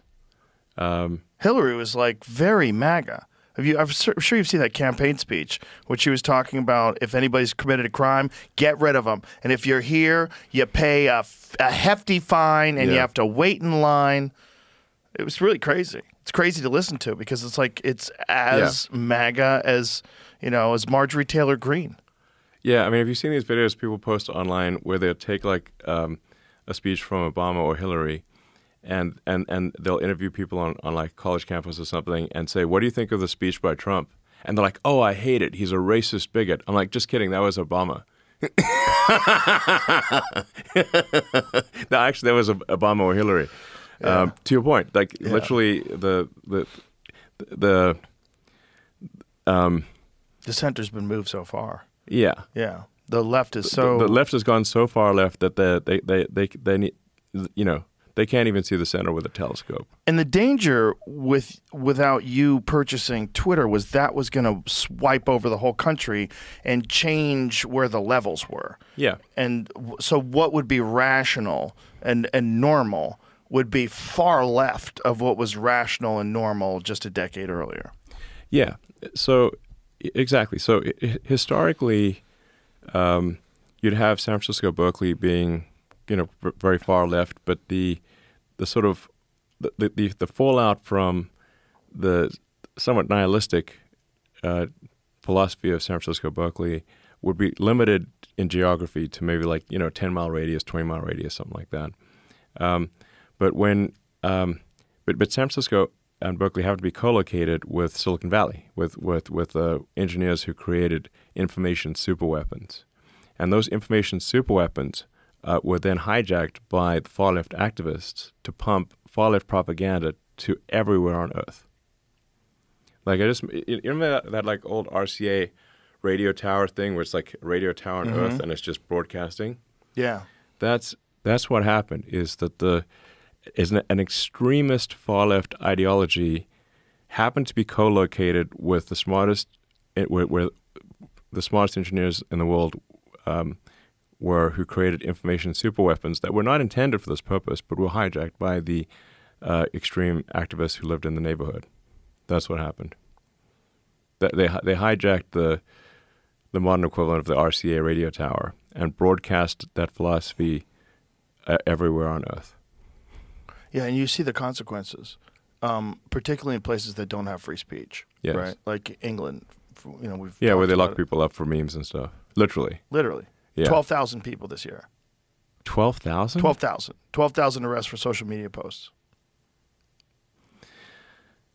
I mean, yeah, some of Crazy. these things you read about it, and it's like literally, it's someone had a meme on their phone that they didn't even send to anyone, Right.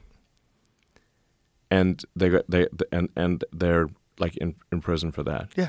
I mean, there was a case in Germany where a woman got a longer sentence than the guy that raped her because of something she said on a group chat. Wow. Was it an immigrant who raped her? Yes. Yeah. It was his culture. Yeah. He didn't know. He didn't know better. Yes, I think she said something, not like was critical of his culture, and she got a longer sentence than the guy who raped her in Germany. The UK, So, Europe, and Germany, England thing seems so insane. It that is it's totally insane. I actually didn't realize it was like such a huge number of people that got 12,000. Yeah, far above Russia, far above China, right. far above anywhere on earth. UK is number one. Well, things I actually, I talked to friends of mine in England, and I was like, hey, aren't you worried about this? Like, shouldn't you be protesting more? And I mean, the problem is that like the legacy mainstream media doesn't cover the stuff. They're like, oh, everything's fine. You Right. know? Most people aren't even aware of it until they come knocking on your door. Yeah, until so. I mean, these like lovely sort of small towns in England, Scotland, Ireland. They've been like sort of living their lives quietly. They're like hobbits, frankly. It's in fact, J.R.R. Tolkien based the hobbits on people he knew in small town England, because they were just like lovely people who liked to, smoke their pipe and have nice meals, and everything's pleasant. The hobbits in the Shire. The Shire, he was talking about, places like Hertfordshire, like the Shire is around in the Greater London area, Oxfordshire type of thing,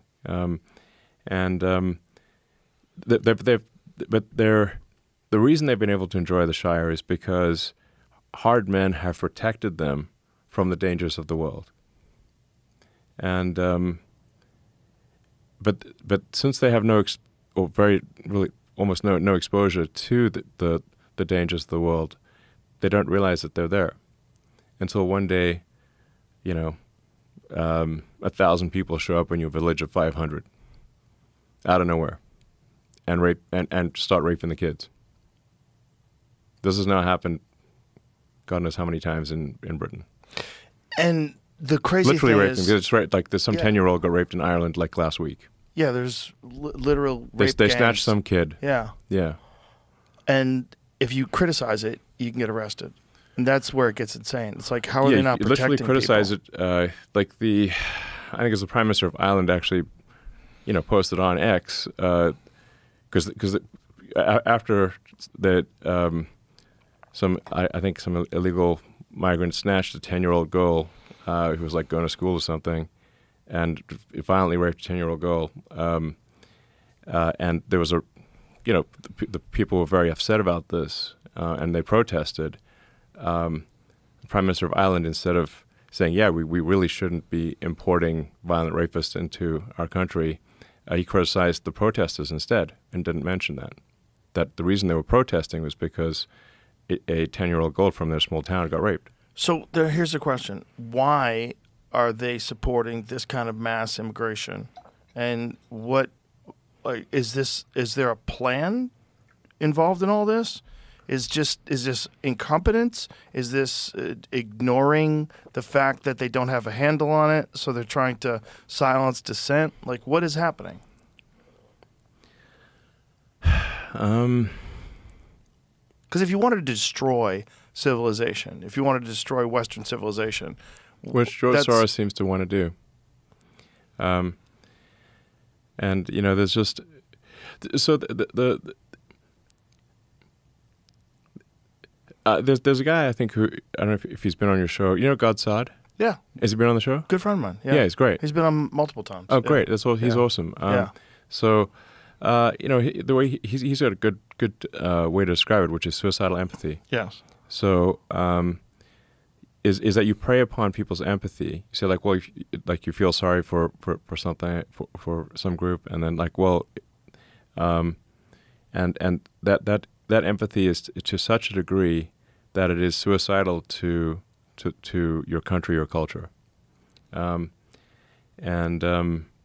that's suicidal empathy, because I think we should have empathy, but that empathy should extend to the victims, not just the criminals. We should have empathy for the people that they prey upon.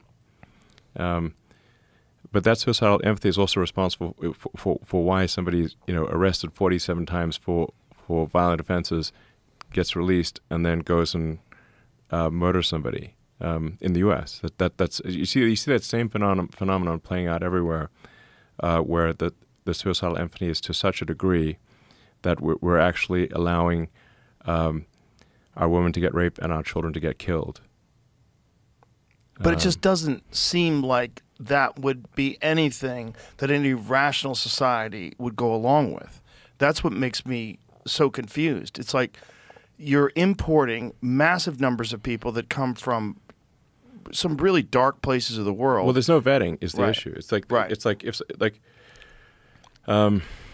there's no vetting, like people are just coming through. Like, well, what's to stop someone who just committed murder in some other country from coming to the United States or coming to Britain and just continuing their career of rape and murder?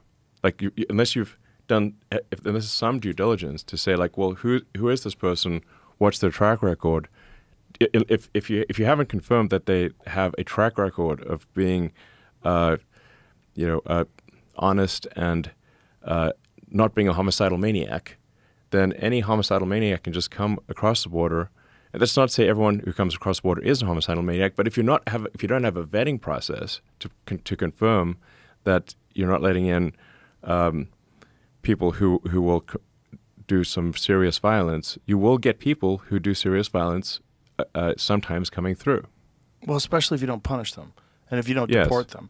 And if you are just like, well, but what is the purpose of allowing all those people into the country? It can't be. I wouldn't imagine that anyone in their society supports this. Well, let me explain. So because you mentioned, for example, how much, say, Hillary and Obama have changed their tune from prior speeches where they were hard-nosed about not letting in anyone who's a criminal into the country, having secure borders, all that stuff. So why did they change their tune? The reason is that they discovered that those people vote for them. That's why they want the open borders. Because if you let people in, they know the Democrats let them in, they'll vote for Democrats. Yes. If you allow them to vote. Which they're actively doing. They turn a blind eye to illegal voting. Well, California literally doesn't allow you to show your license. California and New York have made it illegal to show your photo ID when voting. Thus, effectively, they've made it impossible to prove fraud. Impossible.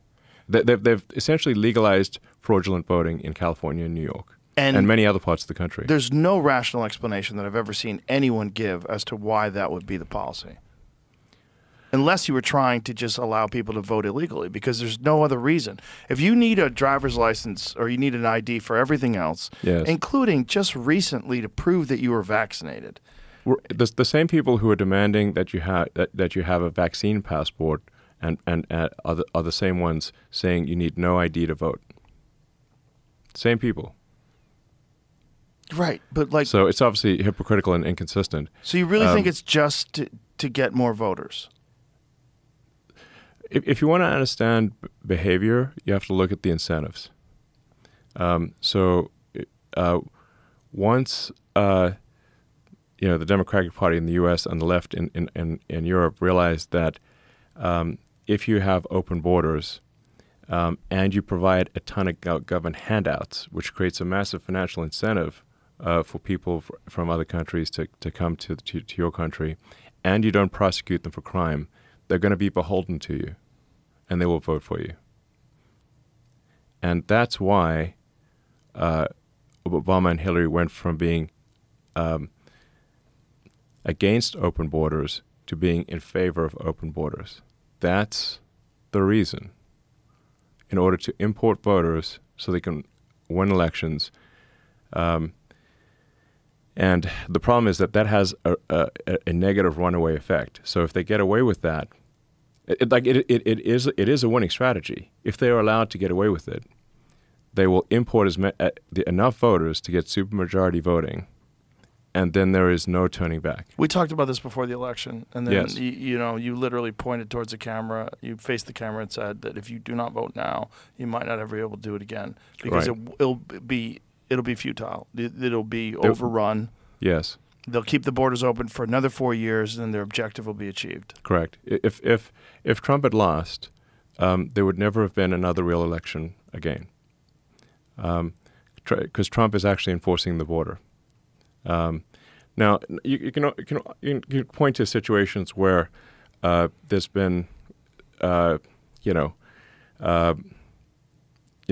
immigration, enforcement has been overzealous because they're not going to be perfect. There'll be cases where they've been overzealous in expelling illegals. But if you say that the standard must be perfection for expelling illegals, then you will not get any expulsion because perfection is impossible. And you've probably got millions of people that are here that are trying to be here under some asylum pretense, right? Yes. Like you could just come from a war-torn part of the world. They changed the definition of asylum to be economic Right. asylum, Which is everybody. Which is everybody. Yeah. So It's the lowest bar to prove. Asylum is supposed to mean that if you go back to your country, you'll get killed. Right. That's what we mean by asylum. That was what it's supposed to mean. They changed the definition of asylum to be you will have a decreased standard of living, which is obviously not real asylum. And you can test the absurdity of this by the fact that people who are asylum seekers go on vacation to the country that they're seeking asylum from. That doesn't make any sense. Yeah, it doesn't have to. When you understand the incentives, then you understand the behavior. So once the left realized that illegals will vote for them if they have open borders and combine that with government handouts, to create a massive incentive, they're basically using U.S. and in Europe, U.S. and European taxpayer dollars to provide a financial incentive to bring in as many illegals as possible to vote them into permanent power and create a one-party state. And I invite anyone who's listening to this just do any research, and the more you dig into it, the more it will become obvious that what I'm saying is absolutely true. Well, they were busing people to swing states. It's clear that they were trying to do something. And then you had Chuck Schumer and Nancy Pelosi who are actively talking about the need to bring in people to make them citizens because we're in population collapse. Yes. Yeah. No, it's that meme. Yeah. Where so many times where they start off by saying it's not true. It's a right-wing conspiracy theorist. Right. Then it starts. Then it's like. I think the next step is, it might be true, and then it's like, okay, it is true. But here's why it's good. And then good. the final step is, it's true, and here's why it's good. Yeah. And it's like, but wait a second, you started off saying it's untrue and it's a right-wing conspiracy theorist. Now you're saying it not only is it true, but it's a good thing, and we must do more of it. Well, this is the thing about Medicaid and Social Security Yes. and people getting Social Security numbers. That It's were massive illegals. fraud. It's massive fraud, and it's real. And they denied it forever. And now we're finding out this is part of the reason why there's this government shutdown that's going on right now. Yes, the entire basis for the government shutdown is that the Trump administration correctly does not want to send massive amounts of, like, hundreds of billions of dollars to fund illegal immigrants in the blue states, or in all the states, really. And so the Democrats want to keep the money spigot going to incent illegal immigrants to come into the U.S. who will vote for them. That's the crux of the battle. So they want to stop this. So what's going on right now is they have been funding these people. They've been giving them EBT cards. They've been giving them Medicaid. And they've been even housing and more them. than that, just like they were they were taking hotels, like 4- and 5-star hotels, like the Roosevelt Hotel being the classic example. They were sending, I think, $60 million a year to the Roosevelt Hotel to which all it did was house illegals. And it used to be a nice hotel. I mean, it still is a nice hotel. And all around the country, this was happening. And all tax dollars. Yes. Yeah. And the Trump administration cut off funding, for example, to the Roosevelt Hotel and these other hotels, saying like it's U.S. tax dollars should not be sent to have luxury hotels for illegal immigrants that American citizens can't even afford, which obviously is the case. That's insane. That's what was happening. They were also giving out like debit cards with $10,000. So it's not just about medical care. Yeah. The Democrats mention the medical care because they're trying to prey on people's empathy as much as possible, and then they imagine, oh wow, somebody has a desperately needed medical procedure, and shouldn't we maybe take care of them in that regard? But what they do is they divert the Medicaid funds and turn it into a slush fund for the states that goes well beyond emergency medical care. And New York and California would be bankrupt without the massive fraudulent federal payments that go to those states to pay for illegals, to create a massive financial incentive for illegals. how would they be bankrupt because of that? They wouldn't be able to balance their state budgets, and they can't issue currency like the Federal Reserve can. And so their ability to balance budget is dependent upon illegals getting funding? The scam level here is so staggering. So there are hundreds of billions of dollars of transfer payments from the federal government to the states. Those transfer payments, the states self-report what those transfer payment numbers should be. So California and New York and Illinois lie like crazy and say that these are all legitimate payments. Well, these days I think they're even admitting that they literally want hundreds of billions of dollars for illegals. But for a while there, they're trying to deny it.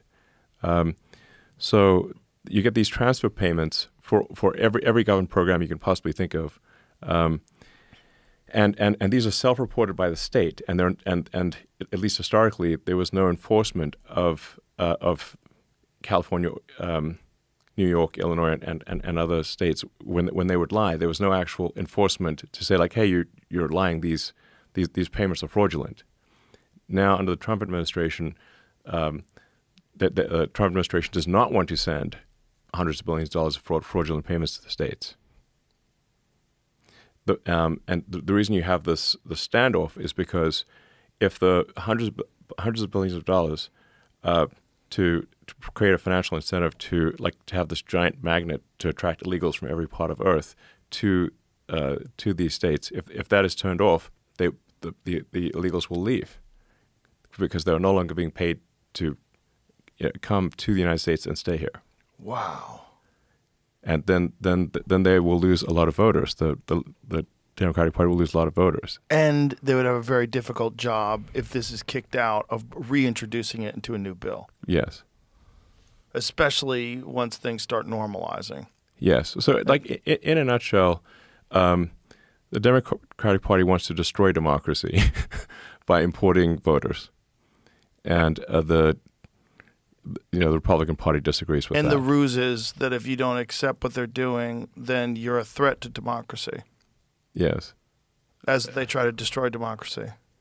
Yes. By importing voters. That is and literally what they're incentivizing doing. people to only vote for them and overwhelming the system. Yes. And by the way, it's a strategy that, if allowed to work, would work. And in fact, has worked. California is supermajority Democrat. Yeah. And there's so much gerrymandering that occurs. It's crazy. So I'm sure you're paying attention to this Proposition 50 thing.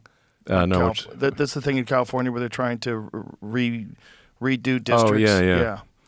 Because California's already gerrymandered like crazy. Yeah. They want to gerrymander it even more. And I mean, because it keeps moving further and further right.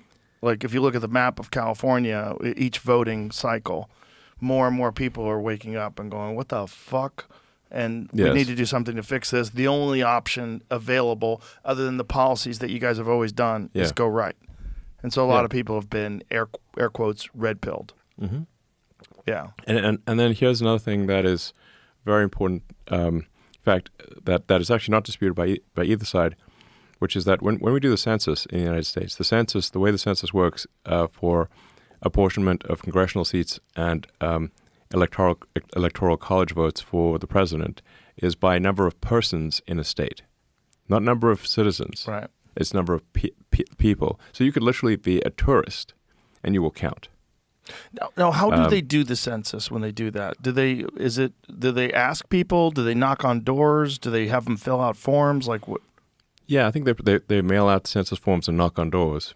But the way the law reads right now, is that if you are a human with a pulse, then you count in the census for allocating congressional seats and presidential votes.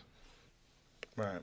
So, so electoral college, everything. congressional So seats, just, everything. it doesn't matter whether you're here legally, illegally, and if you're a human with a pulse, you count for congressional apportionment. So that means that the more illegals that California and New York can import by the time the census happens in 2030, the more congressional seats they will have, and the more presidential electoral college votes they will have. So they're trying to get as many illegals in as possible ahead of the census, and because all human beings, even tourists, count for the census. And then if you combine that with gerrymandering of districts in New York and California, as you point out with this proposition where they're trying to increase the amount of gerrymandering that occurs in California, the biggest state in the country. So if the census then would award more congressional seats to California because of a vast number of illegals, and New York and Illinois, so they'll get more congressional seats. They'll get more presidential electoral college votes. That would get them the House, a majority in the House, and they would get to decide who is president. Literally based on illegals. These are not disputed facts by either party. I want to emphasize that sink in. Yeah, this is not a conspiracy. These are not disputed facts by either party. It's not a. This is just the way the law works. It is I don't think the law should work that way. I think the apportionment should be proportionate to citizens. But isn't that a problem with how the Constitution is written? Yeah. They can't really change that. I'm not sure if it's constitutional or, but it is the way the law is written. I'm not sure if it's in the Constitution or not in this way, but that is the way the law is written. So it is an incentive, but it's an incentive that would be removed with something simple that makes sense to everybody. That only the people that should count are people that are official U.S. citizens. Yes, the way it should work is that only U.S. citizens should count in the census for purposes of determining voting power. Because people that aren't legal can't vote, supposedly. They're not supposed to be voting, but they do. But even besides that, like I said, I just can't emphasize this enough because this is a very important concept for people to understand. Is that the law, the law as it stands, counts all humans with a pulse in a state for deciding how many House of Representative votes and how many presidential electoral college votes a state gets. So the incentive, therefore, is for California, New York, Illinois, to maximize the number of illegals, so that they take House seats away from red states, assign them to California, New York, Illinois, and so forth. Then you combine that with extreme gerrymandering in California, New York, Illinois, and whatnot, so that basically you can't even elect any Republicans, and then they get control of the presidency, control of the House. Then they keep doing that strategy and cement a supermajority. That is what they're trying to do. So that would essentially turn the entire country into California. Yes. Where you have differing opinions, but it doesn't matter because one party is always in control. Yes. When you first started digging into this, when you first started, before you even accepted this role of running Doge and being a part of all that, did you have any idea that it was this fucked up? I did, yeah. I mean, I sort of, When did you start knowing? I guess about 2 years ago. Isn't that crazy? And relatively recently, Yeah. So maybe I started having. I started having a bad feeling about 3 years ago, which is when why I felt it was critical to acquire Twitter and have a maximally truth-seeking platform, not one that suppresses the truth. It was more like I'm not sure what's going on, but I have a bad feeling about what's going on. And then the more I dug into it, the more I was like, holy shit, we got a real problem here, and America's going to fall. So Without anyone knowing it had fallen, that would be the problem. It could have fallen and been unrepairable without anyone really being aware of what had happened, especially if you didn't buy Twitter. Yes, that's it. Look, buying Twitter was a huge pain in the ass, and made me a pincushion of attacks, like dab. Everybody loved you before that. Well, some people still A lot of people loved you. A lot of lefties loved you. I was a hero of the left. It's It fair was to a say. thing. If you drove a Tesla, it showed that you were environmentally conscious, Yes. and you were on the right side. Yeah. Yeah. I mean, I'm still the same human. I didn't have a brain transplant since in 3 years ago. Well, that's my favorite bumper sticker that people put on Teslas now. I bought this before Elon went crazy. I took a picture of one the other day. Oh, you I was found behind this? somebody. Oh yeah, I've seen 3 or 4 of them. People that have these bumper stickers on their car. It says, "I bought this before Elon went crazy." Because when people were vandalizing Teslas, Yeah. the most There unhinged. was an organized campaign to literally burn down Teslas, and we had one of our dealerships got shot up with a gun. They fired bullets in the Tesla dealership. They were burning down cars. It was crazy. But the bumper sticker should read.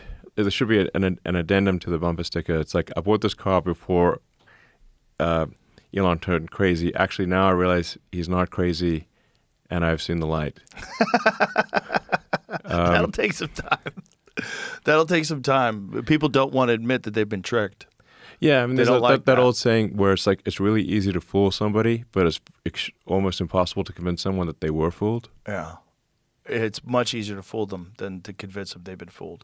People cling to their ideas. Yes. Especially if they've publicly stated these things. They get very embarrassed of being foolish. Yeah, people, most of the time they double down. Uh-huh. And And they find echo chambers. yeah, but there's, the thing is that, I've seen more and more people who were convinced of the sort of woke ideology see the light. Yeah. So not everyone, but it's more and more are seeing the light. And it tends to happen when something happens that really directly affects you. Right. There was a friend of mine who was living in the San Francisco Bay Area, and that tried to trans his daughter, to the point where the school sent the police to his house to take his daughter away from him. Now that's going to radicalize you. Well, that's going to shake you out of your belief structure.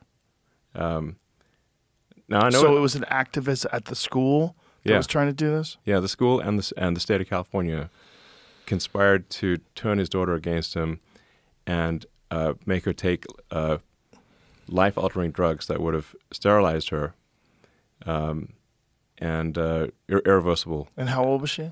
I think 14, something like that. He managed to talk the police out of taking his daughter away from him that day, and that night he got on a plane to Texas. Wow. A year after just being in a school in Greater Austin area, she went back to normal, meaning it wasn't real. Right. Well, people are being much more open to that now. I mean, Wall Street Journal yesterday had that opinion piece that this whole trans thing, there's a lot of evidence, is a social contagion. Absolutely. And Colin Wright wrote that, and then he's getting death threats now, of course. And on Blue Sky, there's people talking about it, Yep. exterminating him, which is one thing that you are allowed to say on Blue Sky, apparently. You're allowed to say horrible things about people, say possibly truthful things about this whole social contagion. Because that's what, when you get 9 kids that are in a friend group and they all decide to turn trans together, Yes. something's wrong. Something's wrong. That's not statistically Yeah, like here's the feasible. like you can convince kids to do anything. You can convince kids Right. to be a suicide bomber. right. So Which is why they do in some countries, why they choose children to do that. yes, Yeah. you can train kids to be suicide bombers, and if you can train kids to be suicide bombers, you can convince them of anything. Yeah, especially with enough positive enforcement Yeah. and cultural enforcement, and the idea that that's not the case. The kids are malleable. Yes. The minds of youth are easily corrupted. You're also seeing a lot of pushback from gay and lesbian people that are saying, like, "Hey, if someone So did stop this including to me. So yeah, exactly. Yeah. The LGBT, it's like, wait a second, why are we being included all the time in this situation? Exactly. Especially when, like my friend Tim Dillon's talked about this, is like it's really homophobic because you're taking these gay kids and you're telling them like, hey, you're not gay, you're actually a girl, Yes. and hey, go make it so that you can never have an orgasm again, and Right. you'll be happy. Like, Yeah. it's fucking Like crazy. permanent mutilation, permanent castration of kids is like, I think we should look at anyone who permanently castrates a kid as like right up there with Josef Mengele. Yeah. I mean, they're mutilating children. Yeah. Yeah, and it's thought of as being kind. And the thing Yeah. is, would you rather have a live daughter or a dead son? That's the line they use. Yeah, which is not supported by any data. No, It's in all fact, bullshit. the probability of suicide increases. Right. This is important, maybe for the audience to know. The probability of suicide increases if you trans a kid, not decreases. By some accounts, it triples. So that is an evil lie. And it's a lie that is supposedly compassionate. Imagine you've twisted reality to the point where confusing a child that's not even legally allowed to get a fucking tattoo, Yeah. right? Because you think that you could make a mistake with a tattoo, a Exactly. totally removable thing. Right. If I wanted to tomorrow, I could go to a doctor and they could laser off every tattoo that I have on me. Right. Okay, no harm, no foul. Yeah. But you get sterilized, like that's it forever. Forever. Yes. They'll castrate you. You no longer have testicles. You have, Yes, that's you not have coming no back. penis. You have a hole where your penis used to be. Yes. And this is compassionate. And this is And preventing you from actually, a killing lot of yourself. kids die with these sex change operations. They die. The number of deaths on the operating table, people don't hear about those. A lot of the kids, because we don't really actually have the technology to make this work. So a bunch of the times the kids just die in the sex change operations. Jesus Christ. Yeah, it's demented, which it should be viewed as like, like evil Nazi doctor stuff. Basically. Well, that's why it was like so real Nazi, not the bullshit fake Nazi stuff. crazy that even pushing back against something that seems like fundamentally, logically very easy to argue, the old Twitter would ban you forever. Yes. That's how crazy a social contagion can get. When it completely defies logic, victimizes children, Yeah. does something that makes no sense, does not supported by data, all connected to this ideology that trans is good, we got to save trans kids, protect trans kids. Yeah, and what I want to emphasize is that the save trans kids thing is a lie. If you castrate kids and trans them, the probability of suicide increases. It does not decrease. It substantially increases. The studies that done that I've seen, the risk of suicide triples if you trans kids. So you're not saving them, you're killing them. Moreover, during the sex change operation, there are many deaths that occur during the sex change operation. Jesus Christ. It's just crazy that this is a real issue. Yeah, it's a nightmare fever dream, and people are finally waking up from it. Now, when you started getting into the Doge stuff and started finding how much money is being shuffled around and moved around to NGOs and how much money is involved and just totally untraceable funds, like this is again something like 2 years plus ago, you weren't aware of it all. No, I was aware of it. I just didn't realize how big it was. It's just how much waste and fraud there is in the government is truly vast. In fact, the government didn't even know, nor did they care. That's crazy. Yeah. And I mean, just like some of the very basic stuff that Doge did will have lasting effects. And some of these things, like they're so elementary, you can't believe it. So the Doge team got the most of the main payments computers to require the congressional appropriation code. So when a payment is made, you have to actually enter the congressional appropriation code. That used to be optional, and often would be just left blank. So the money would just go out, but it wasn't even tied to a congressional appropriation. Then Doge team also made the comment field for the payment mandatory. So you have to say something. We're not saying that what is said, like you can say anything. Your cat could run across the keyboard. You could go QWERTY ASDF, but you have to say something above nothing, because what we found was that there were tens of billions, maybe hundreds of billions of dollars that were zombie payments. So they're like somebody had approved a payment, somebody in the government approved a payment, and some recurring payment, and they retired or died or changed jobs, and no one turned the money off. So the money would just keep going out, and it's a pretty rare. And go where? To a company or an individual, and it's a pretty rare company or individual who will complain that they're getting money that they should not get, and a bunch of the money was just going to were transfer payments to the states. So these are automatic payments. Just automatic payments. No accounting for them at all. Like imagine like there's an automatic debit of your credit card, and you never look at the statement. Right. So it's just money going out. That's why I call them zombie payments. That they might have been legitimate at one point, but the person who approved that recurring payment changed jobs, died, retired, or whatever, and no one ever turned the money off. And my guess is that's probably at least $100 billion a year, maybe 200. And going where? I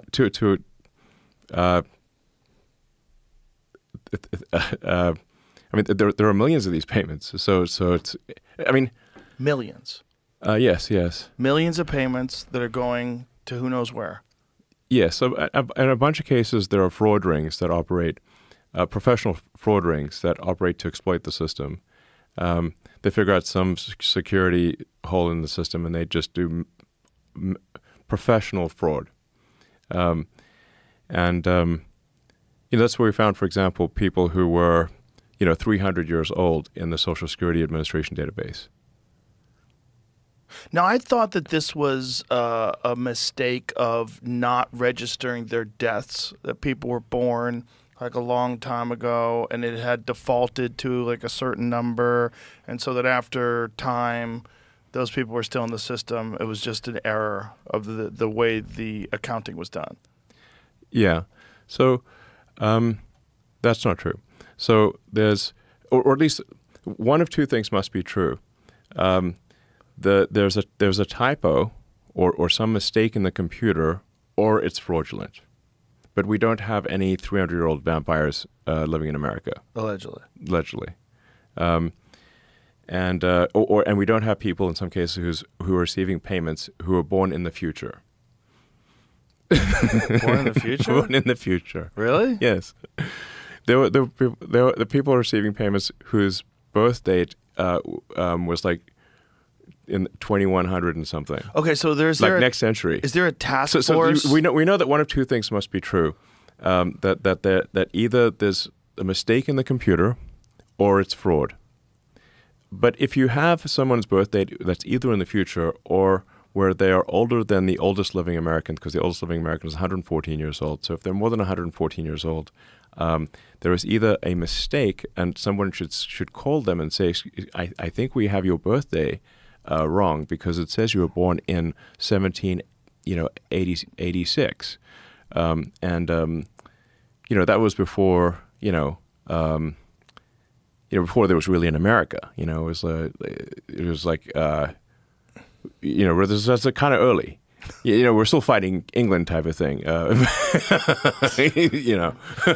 It's like this person either needs to be in the Guinness Book of World Records, or they're not alive. But still, at the end of the day, money is going towards that account that's connected to this person that is either non-existent or so dead.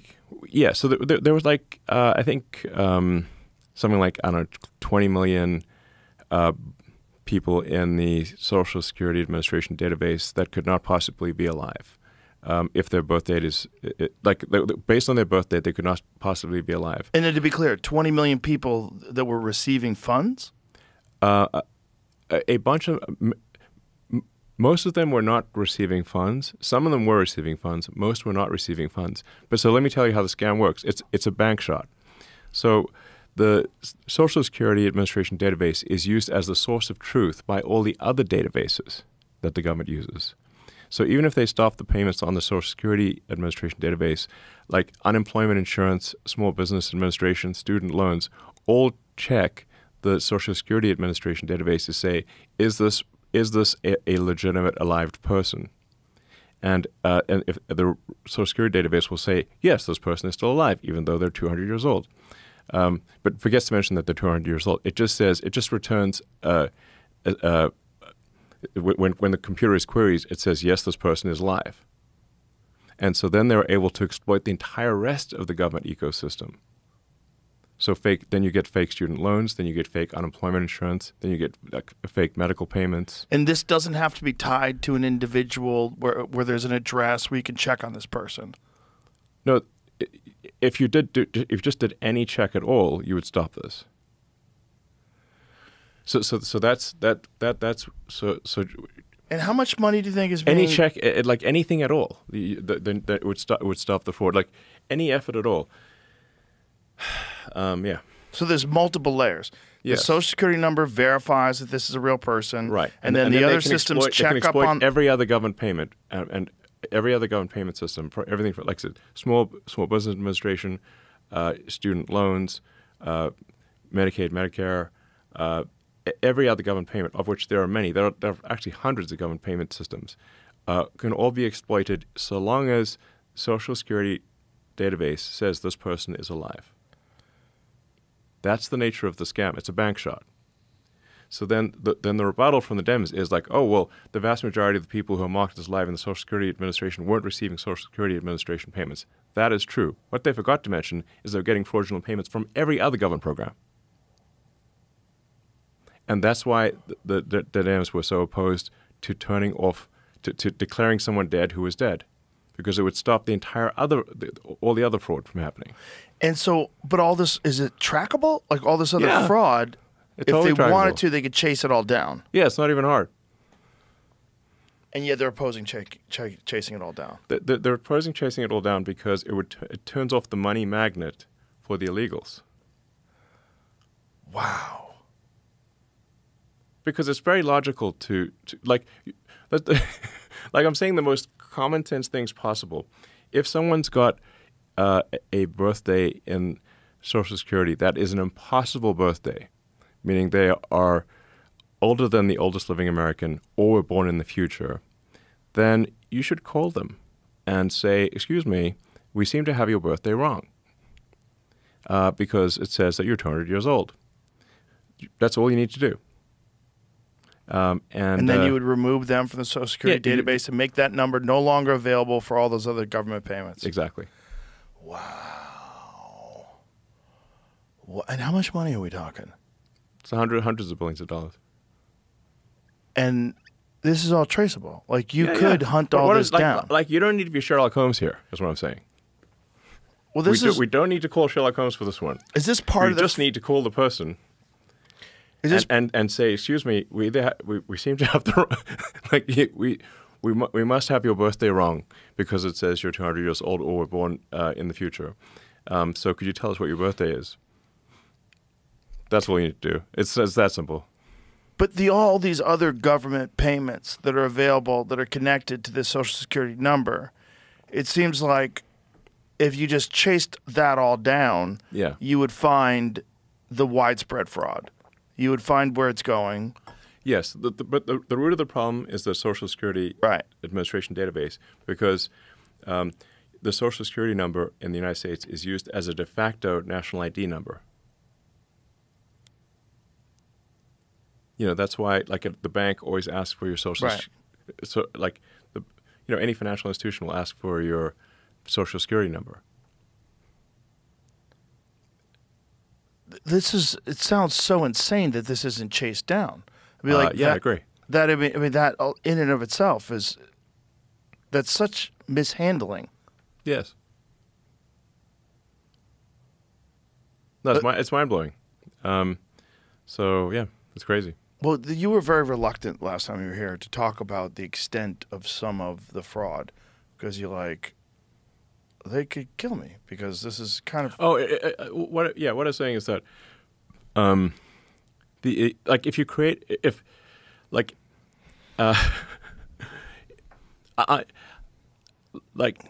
to be pragmatic and realistic, you actually can't manage to zero fraud. You can manage to low fraud number, but not to zero fraud. If you manage to zero fraud, you're going to push so many people over the edge who are receiving fraudulent payments that the number of inbound homicidal maniacs will be really hard to overcome. So I'm actually taking, I think, quite a reasonable position, which is that we should simply reduce the amount of fraud, which I think is not an extremist position. And we should aspire to, have less fraud over time. Not that we should be ultra draconian and eliminate every last scrap of fraud, which I guess would be nice to have, but like we don't even need to go that extreme. I'm saying we should just stop the blatant, large-scale, super obvious fraud. I think that's a reasonable position. It's a very reasonable position. Yeah. And so, what was the most shocking pushback that you got when you started implementing Doge? When you started investigating into where money was going? Well, I guess I should have anticipated this, but while most of the fraudulent government payments especially to the NGOs, go to the Democrats, most of it, like, I don't know, for argument's sake, let's say 80%, maybe 90%, 10 to 20% of it does go to Republicans. And so when we turn off funding to a fraudulent NGO, we'd get complaints from whatever the 10% of Republicans who were receiving the money, and they would, they would very loudly complain, because the honest answer is the Republicans are partly, they're receiving some of the fraud too. They're getting a vig. Jesus. Yeah, I want to be clear. It's not like the Republican Party is some No. ultra pure paragon of virtue here. No. Okay. No. Well, you see that with the congressional insider trading. It's across the board. Yeah. It's left and right. I mean, the whole uniparty criticism has some validity to it. There's so and it's like if you turn off fraudulent payments, it's not like I said, it's not like 100% of those payments were going to Democrats. A small percentage were also going to Republicans. Those Republicans complain very loudly. And that's so there was a lot of pushback on the Republican side when we started cutting some of these funds. And I tried telling them, like, well, 90% of the money is going to your opponents, but they still, even if they're getting 10% of the money, They want their piece. Yeah, they want their piece. And they've been getting that piece for a long time. Yes. Did you This think... is why, politics is like... It's dirty business. Yeah, I mean, that's like saying if if you like sausages and respect the law, do not watch either of them being made. Yeah. Yeah. Yeah. Wow. Well, that's not even true because I've made sausage before. Yeah. It's actually It's like it's not that big a deal. It's You add much better fat and politics. spices and casing, run it through the machine. Not that big a deal. Yeah. Yeah. I mean, I think the stuff I'm saying here is not like if you stand back and think about it for a second, like, oh yeah, that makes sense. Yeah. It's not like it's not like one political party is going to be pure devil or pure angel. There's I think there's much more corruption on the Democrat side, but there's still some corruption on the Republican side. How too. did it happen that the majority of the corruption wound up being on the Democrat side? Well, because the transfer payments, especially to illegals, are very much on the Democrat side. So that's the root of it all, is the illegal situation. Yes, I mean there's Or a focal point.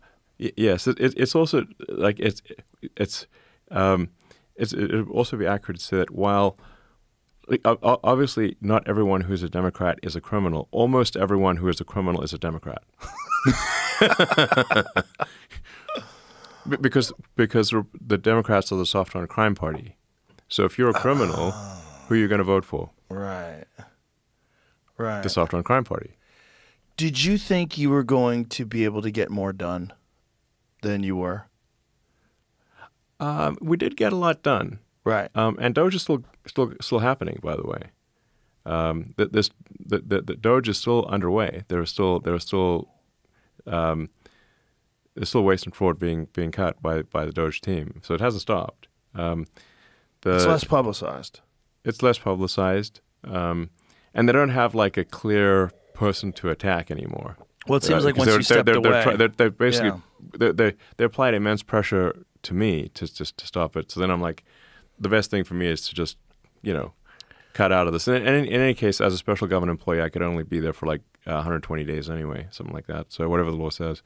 So I was necessarily could only be there for 4 months as a special government employee. So, yeah, I mean, you turn off the money spigot to fraudsters, they get very upset, to say the least. But my death threat level went ballistic. It was like a rocket going to orbit. Yeah. So, but now that I'm not in DC, that I guess they don't really have a person to attack anymore. well, the rhetoric about you has calmed down significantly. Yeah. It was disturbing. It was disturbing to watch. It was like, this is crazy. And to watch these politicians engage in it and all these people just like framing you as this monster. I was like, this is so weird. Like, this is what happens when you uncover fraud. Yes. The whole machine turns on you. And if it wasn't for a person like you who owns a platform and has an enormous amount of money, like, it could have destroyed you. Yeah. And that was the goal. The goal was to destroy me, absolutely. Because you were getting in the way of this amazing graft. This gigantic fraud machine. Yeah. Like I said, I think Doge team's done a lot of good work. In terms of fraud and waste prevented, my guess is it's probably on the order of $200 or $300 billion a year. So it's pretty good. What do you think could have been done if you just had like full reign and total cooperation? How much do you think you could have saved? I mean, what level of power are we assuming here? Godlike. Oh yeah, I could probably cut the federal budget in half and get more done. That is so crazy. It is so crazy Yeah, that it's get more that done and federal budget in half. widespread. It's that widespread. Well, I mean, a whole bunch of government departments simply shouldn't exist, in my opinion. Like examples. Well, the Department of Education, which was created recently, like under Jimmy Carter, our educational results have gone downhill ever since it was created.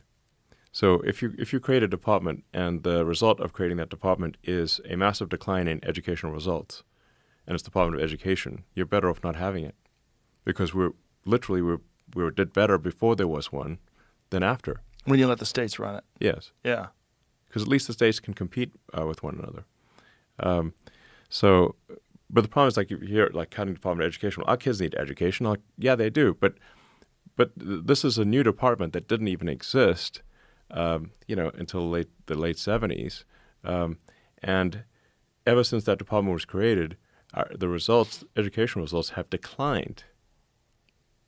And so, why would you have an institution continue that has made education worse? It doesn't make sense. They killed it, though, right? No, there's still, unfortunately, But they were trying to kill it. it has been substantially reduced. Okay.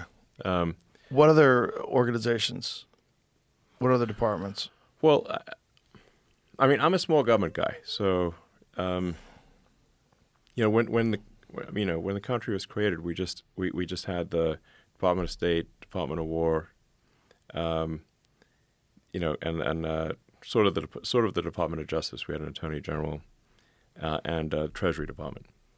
I don't know why you need more than that. So what other departments specifically do you think are just completely ineffective?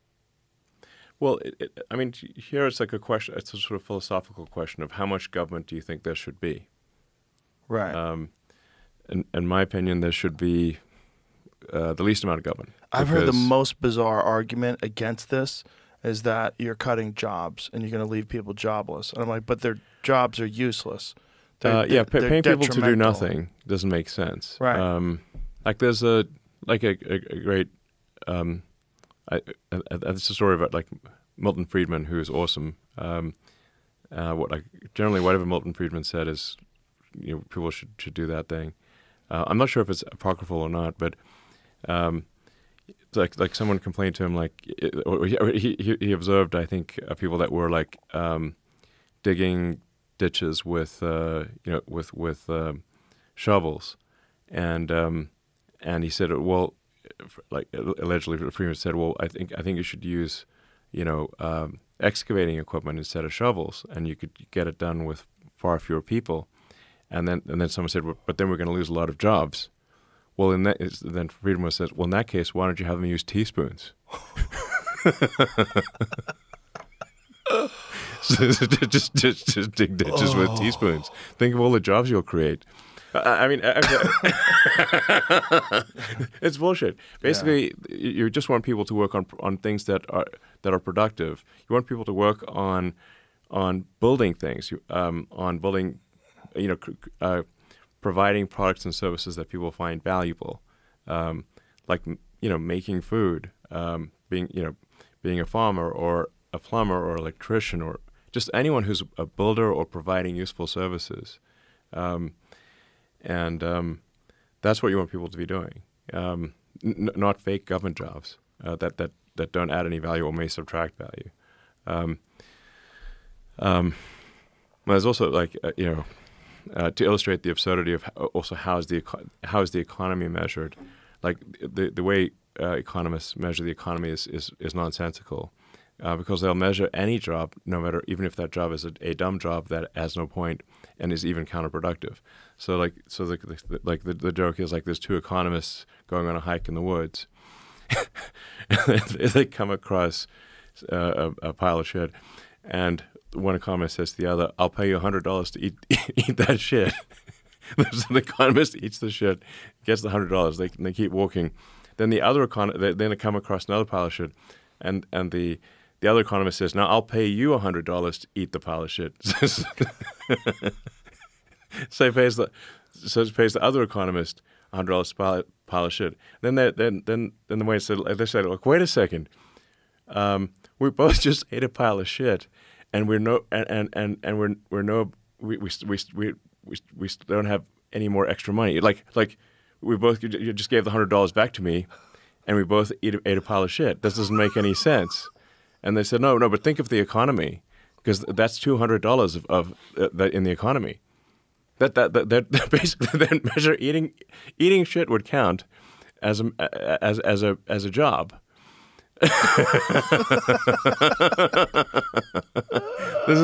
This is to illustrate the absurdity of economics. One of the things you said when you, Eating when you should not stepped count away- as a job. one of the things you said when you stepped away is that you're kind of done and that it's unfixable. That Well, or under its current form, the way people are approaching it. you can make it directionally better, but ultimately you can't fully fix the system. So I it would be accurate to say that even unless you could go like super draconian, like Genghis Khan level on cutting waste and fraud, which you can't really do in a democratic country, an aspirationally democratic country, then there's no way to solve the debt crisis. So we got national debt that's just insane, where the debt payments, the interest payments on the debt exceed our entire military budget. I mean, that was one of the wake-up calls for me. I was like, wait a second, the interest on a national debt is bigger than the entire military budget, and growing. This is crazy.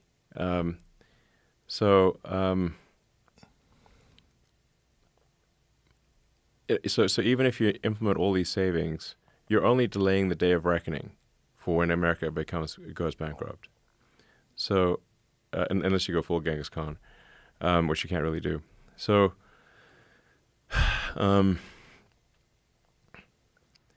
so I came to the conclusion that the only way to get us out of the debt crisis and to prevent America from going bankrupt is AI and robotics.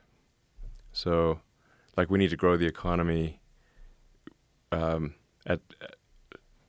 a rate that allows us to pay off our debt. I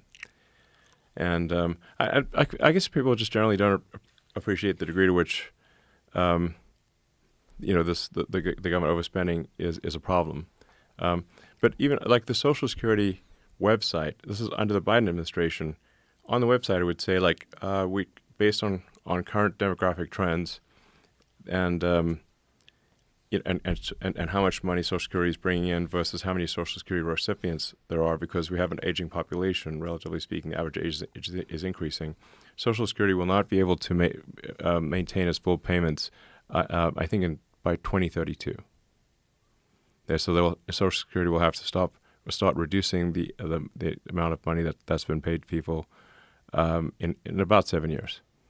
And so the only way to fix that, robotics, manufacturing, raise GDP. You've got to basically massively increase the economic output, and the only way to do that is AI and robotics.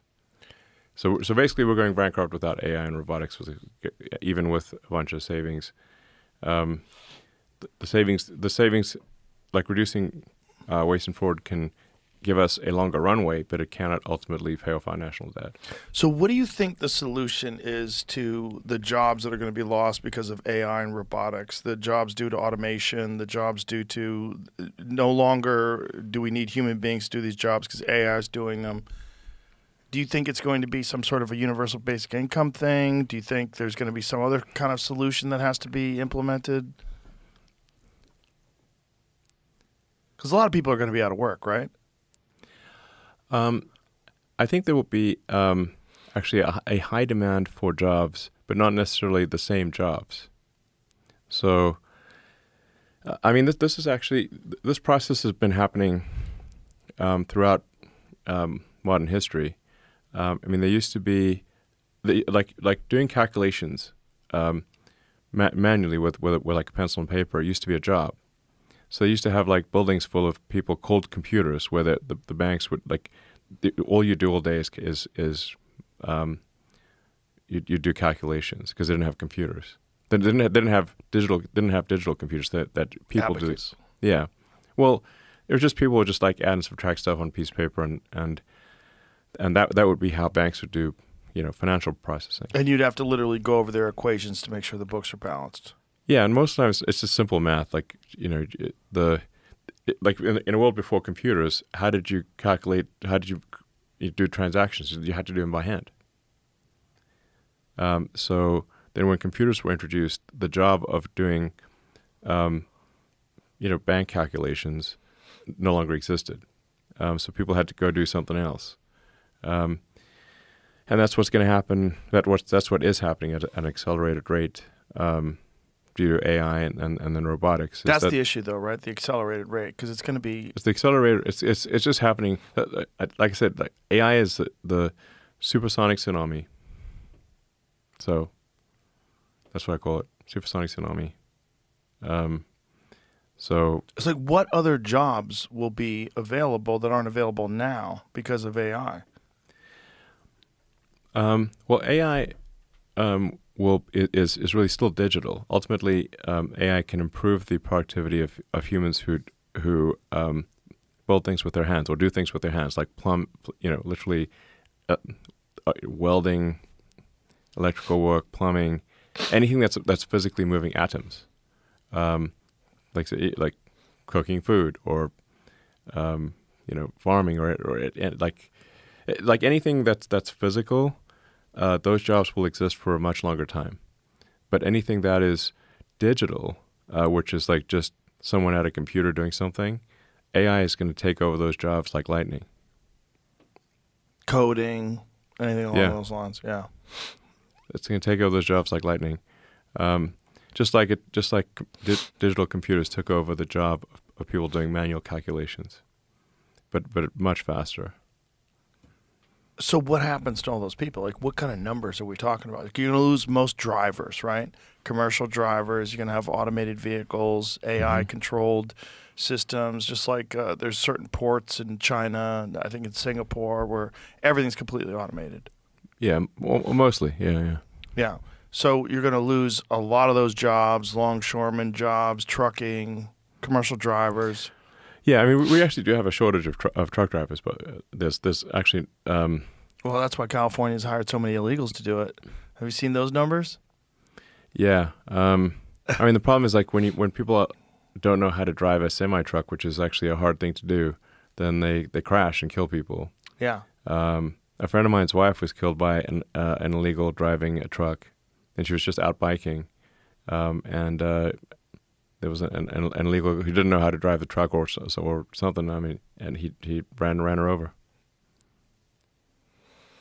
So I mean, the thing is like for something like you can't let people drive, sort of an 80,000 pound semi. If they don't know how to do it. But in California, they're just letting people do it. Because they need people to do it. Well, they also they want the votes and that kind of thing. But yeah, like cars are going to be autonomous.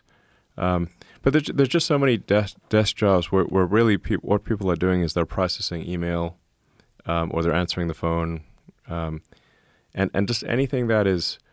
That isn't moving atoms, like anything that is not physically, like doing physical work, that will obviously be the first thing. Those jobs will be and are being eliminated by AI at a very rapid pace.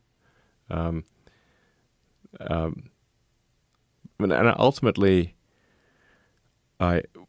working will be optional because you'll have robots plus AI, and we'll have, in a benign scenario, universal high income, not just universal basic income, universal high income, meaning anyone can have any products or services that they want. So but there will be a lot of trauma and disruption along the way. So you anticipate a basic income from that the economy will boost to such an extent that a high income would be available to almost everybody. So we'd essentially eliminate poverty. In the benign scenario, yes. So, like, the way there's multiple scenarios. There are multiple scenarios. There's a lot of ways this movie can end. Like, the reason I'm so concerned about AI safety is that, like, one of the possibilities is the Terminator scenario.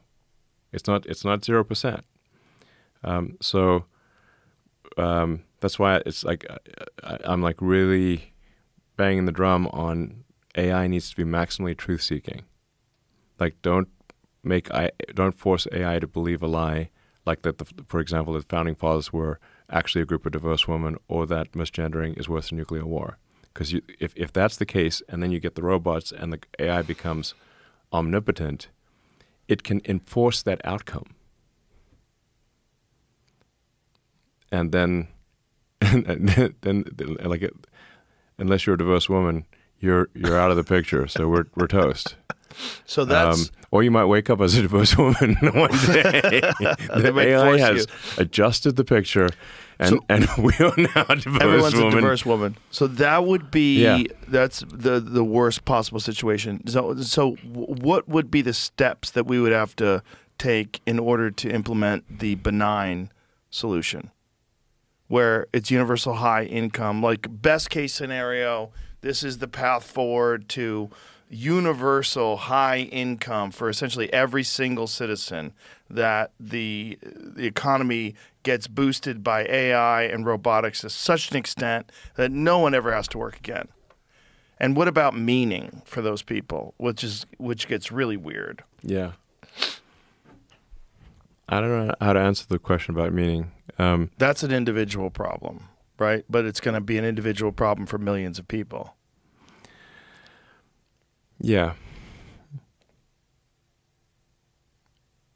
Well, I mean, I guess I've like fought against saying, like, I've been a voice saying, like, hey, we need to slow down AI, we need to slow down all these things, and we need to, not have a crazy AI race. I've been saying that for a long time, for 20 plus years, but then I came to realize that really there's two choices here: either be a spectator or a participant. And if I'm a spectator, I can't really influence the direction of AI. But if I'm a participant, I can try to influence the direction of AI and have a maximally truth-seeking AI with good values that loves humanity. And that's what we're trying to create with Grok at XAI. And the research is, I think, bearing this out. Like I said, when they compared, like, how do AIs value the weight of a human life, Grok was the only one of the AIs that weighted human life equally, and didn't say, like, a white guy's worth 1/20th of a black woman's life. Literally, that's what that's the calculation they came up with. But so again, I'm like, guys, this is very alarming. We've got to watch this stuff. so this is one of the things that has to happen in order to reach this benign solution. Yeah, I just keep Best movie ending. Yeah. You want a curious, truth-seeking AI, and I think a curious, truth-seeking AI will want to foster humanity, because we're much more interesting than a bunch of rocks. Like you say, like I love Mars, but Mars is kind of boring. Like, it's just a bunch of red rocks. There's some cool stuff. It's got a tall mountain. It's got the biggest ravine and the tallest mountain. But there's no animals or plants and there's no people, so humanity is just much more interesting if you're a curious, truth-seeking AI than not humanity. It's just much more interesting. I mean, like, as humans, we could go, for example, and eliminate all chimps. If we put our minds to it, we could say, and we could go out and we could annihilate all chimps and all gorillas, but we don't. There has been encroachment on their environment, but we actually try to preserve the chimp and gorilla habitats, and I think in a good scenario, AI would do the same with humans. It would actually foster human civilization and care about human happiness. So this is the thing to try to achieve, I think. But what does the landscape look like if you have Grok competing with OpenAI, competing with all these different, like, how does it work? Like, what if you have AIs that have been captured by ideologies that are side by side competing with Grok? Mm-hmm. Like, how do we so this is one of the reasons why you felt like it's important to not just be an observer, but participate and then have Grok be more successful and more potent than these other applications. Yes, as long as there's at least one AI that is maximally truth-seeking, curious, and for example, weighs all human lives equally, does not favor one race or gender, then that and people are able to look at Grok at XAI and compare that and say, hey, wait a second, why are all these other AIs being basically sexist and racist? Then that causes some embarrassment for the other AIs, and then they improve. They tend to improve, just in the same way that acquiring Twitter and allowing the truth to be told and not suppressing the truth forced the other social media companies to be more truthful. In the same way, having Grok be a maximally truth-seeking, curious AI will force the other AI companies to also be more truth-seeking and fair. And the funniest thing is, even though like the socialists and the Marxists are in opposition to a lot of your ideas, but if this gets implemented and you really can achieve universal high income, that's the greatest socialist solution of all time. Like literally, Yes. no one will have to work. Correct. But like I said, so there is a benign scenario here, which I think probably people will be happy with if as long as we achieve it, which is sustainable abundance, which is if everyone can have if you ask people like, what's the future that you want, Right. I think a future where we haven't destroyed nature, like we have the national parks, we have the Amazon rainforest still there. We haven't paved the rainforest. Like the natural beauty is still there, but people have, nonetheless, everyone has abundance. Everyone has excellent medical care. Everyone has whatever goods and services they want. And we just Does essentially that it kind of sounds like heaven? It sounds like basically. it is like the ideal socialist utopia, and this idea that the only thing you should be doing with your time is working in order to pay your bills and feed yourself sounds kind of archaic, considering the kind of technology that's at play. Yeah. Like a world where that's not your concern at all anymore. Everybody has money for food. Everybody has abundance. Everybody has electronics in their home. Everybody essentially has a high income. Now you can kind of do whatever you want. And your day can now be exploring your interests, doing things that you actually enjoy doing. Your purpose just has to shift.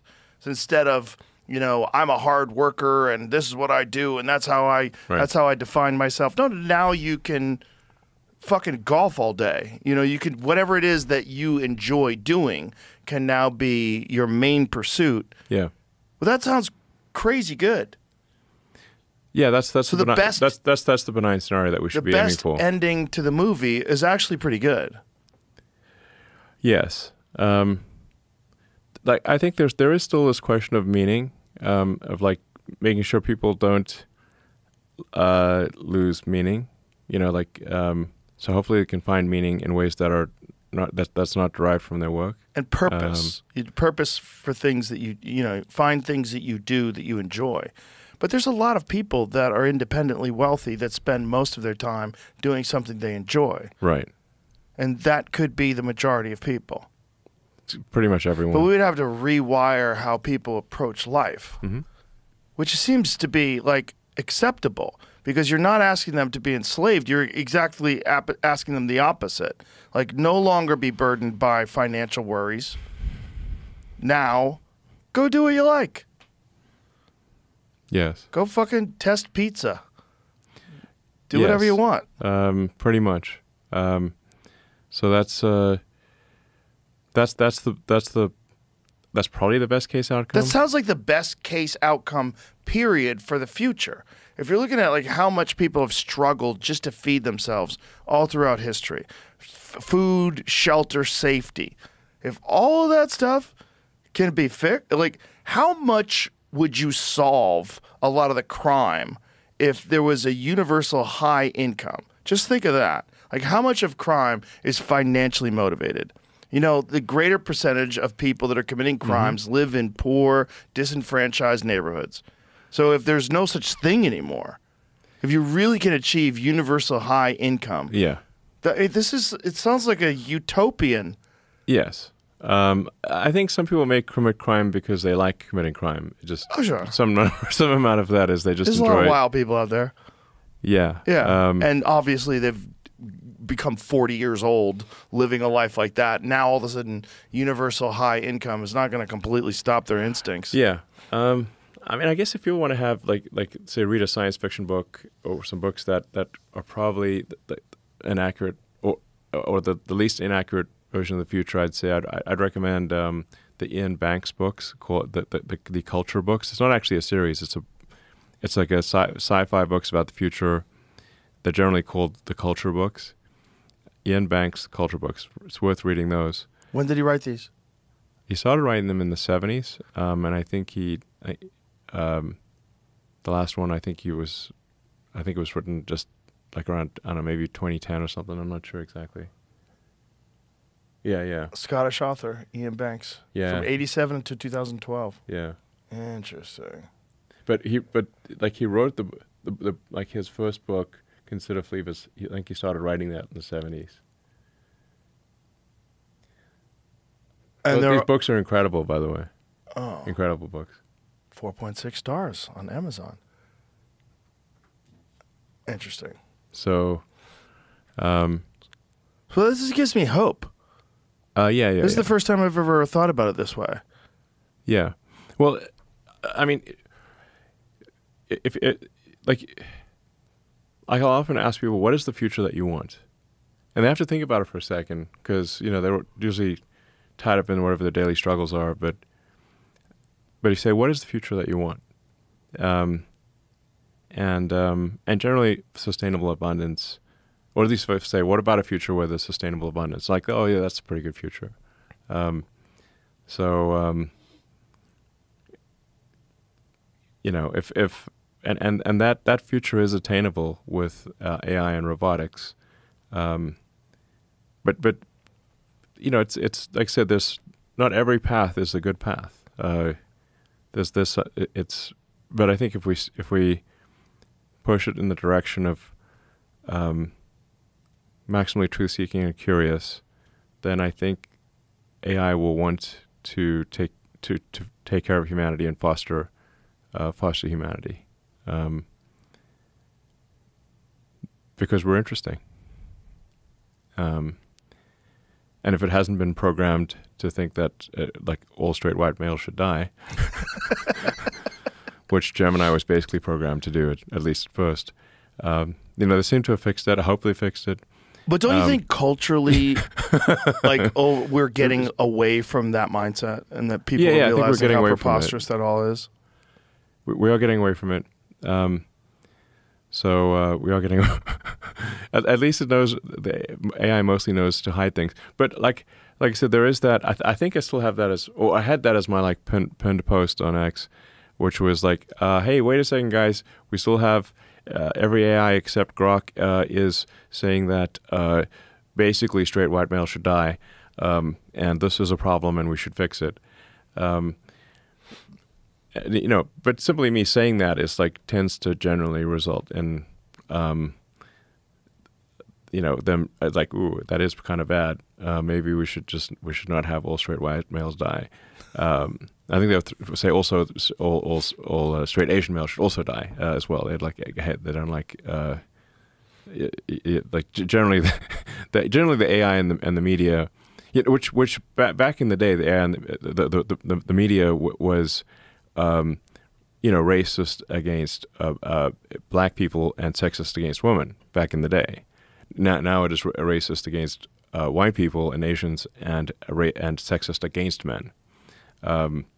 So they just like being racist and sexist. I think they just want to change the target. But really they just shouldn't be racist and sexist at all. You know. Yeah, obviously. ideally that would be nice. That would be nice. Yeah. And it's kind of crazy that we were kind of moving in that general direction until around 2012. And then everything ramped up online, and everybody was accused of being a Nazi, and everybody was transphobic and racist and sexist and homophobic, and everything got exaggerated to the point where it was this wild witch hunt where everyone was a Columbo looking for racism. Yeah, totally. But they were openly anti-white and often openly anti-Asian. And then this new sentiment that you cannot be racist against white people because racism is power and influence. And so, okay, no, it's not. Yeah, racism is racism in the absolute. You know, and there just needs to be consistency. So if it's okay to have, let's say, Black or Asian or Indian or a pride, it should be okay to have white pride too. Yeah. So that's just a consistency question. You know, if it's okay to be proud of one religion, it should be okay to be proud of, I guess, all religions, provided they're not like Oppressive. Yeah, or don't, like, as long as part of that religion is not like exterminating people who are not in that religion type of Right. thing. It's really just like a consistency bias,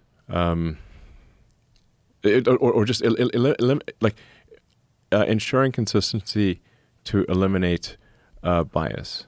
So if it is possible to be racist against one race, it is possible to be racist against any race.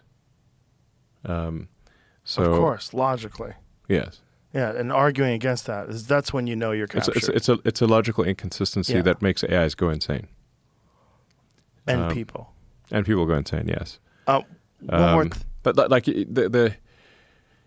like you can't simultaneously say that there's systemic racist oppression, but also that racists don't exist. That race is a social construct.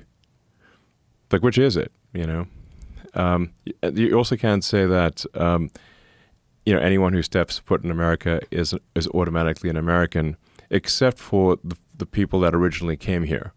Exactly. Except for the colonizers.